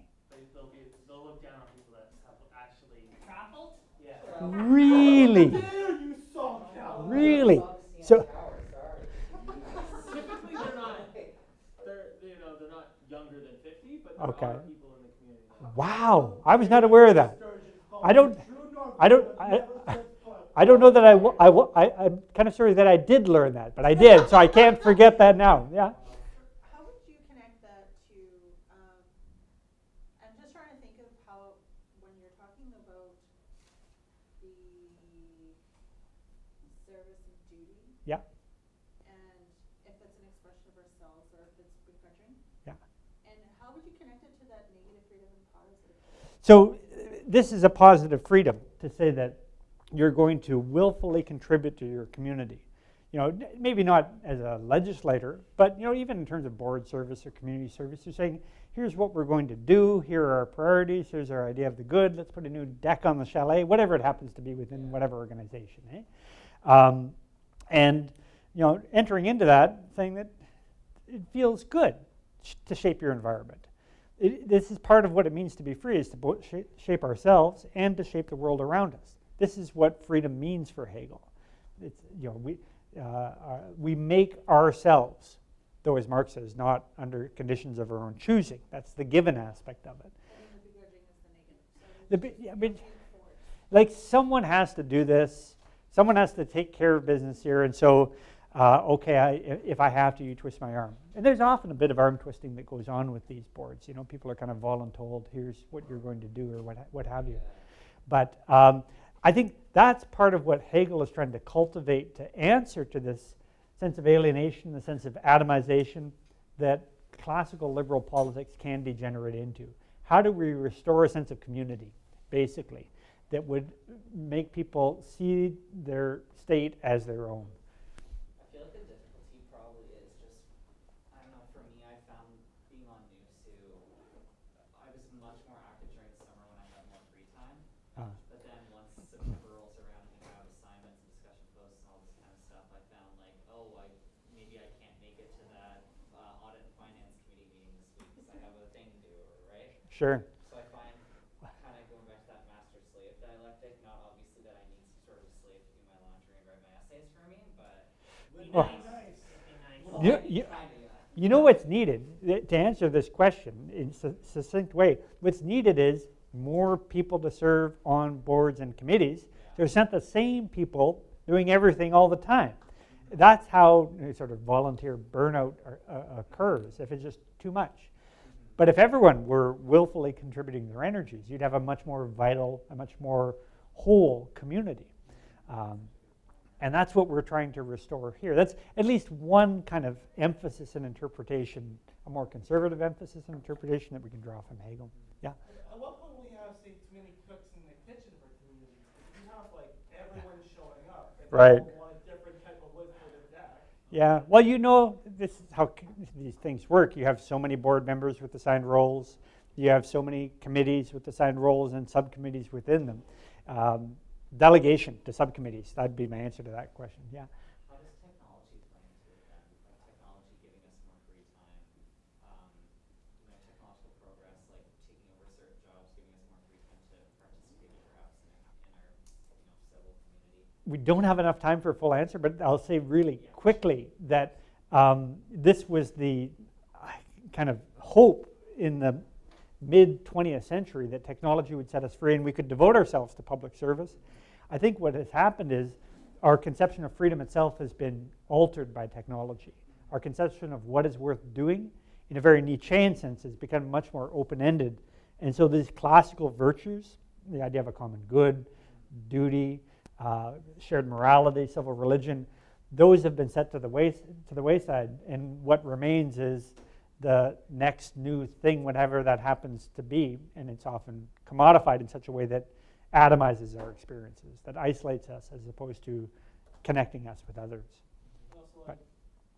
cleaning is job. I have a little robot to do it. He can do it. And Like Yeah. that. It's like we don't look down at now we have robots that can do it. oh, there are. We have online, we don't have to go to school.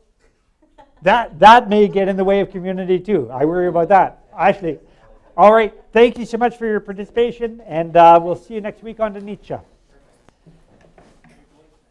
got the first point on the back page and a bit of it. Okay, some interpretation here. Oh, I should turn this up. Good call. Thank you. My turn. Is that up? Stop.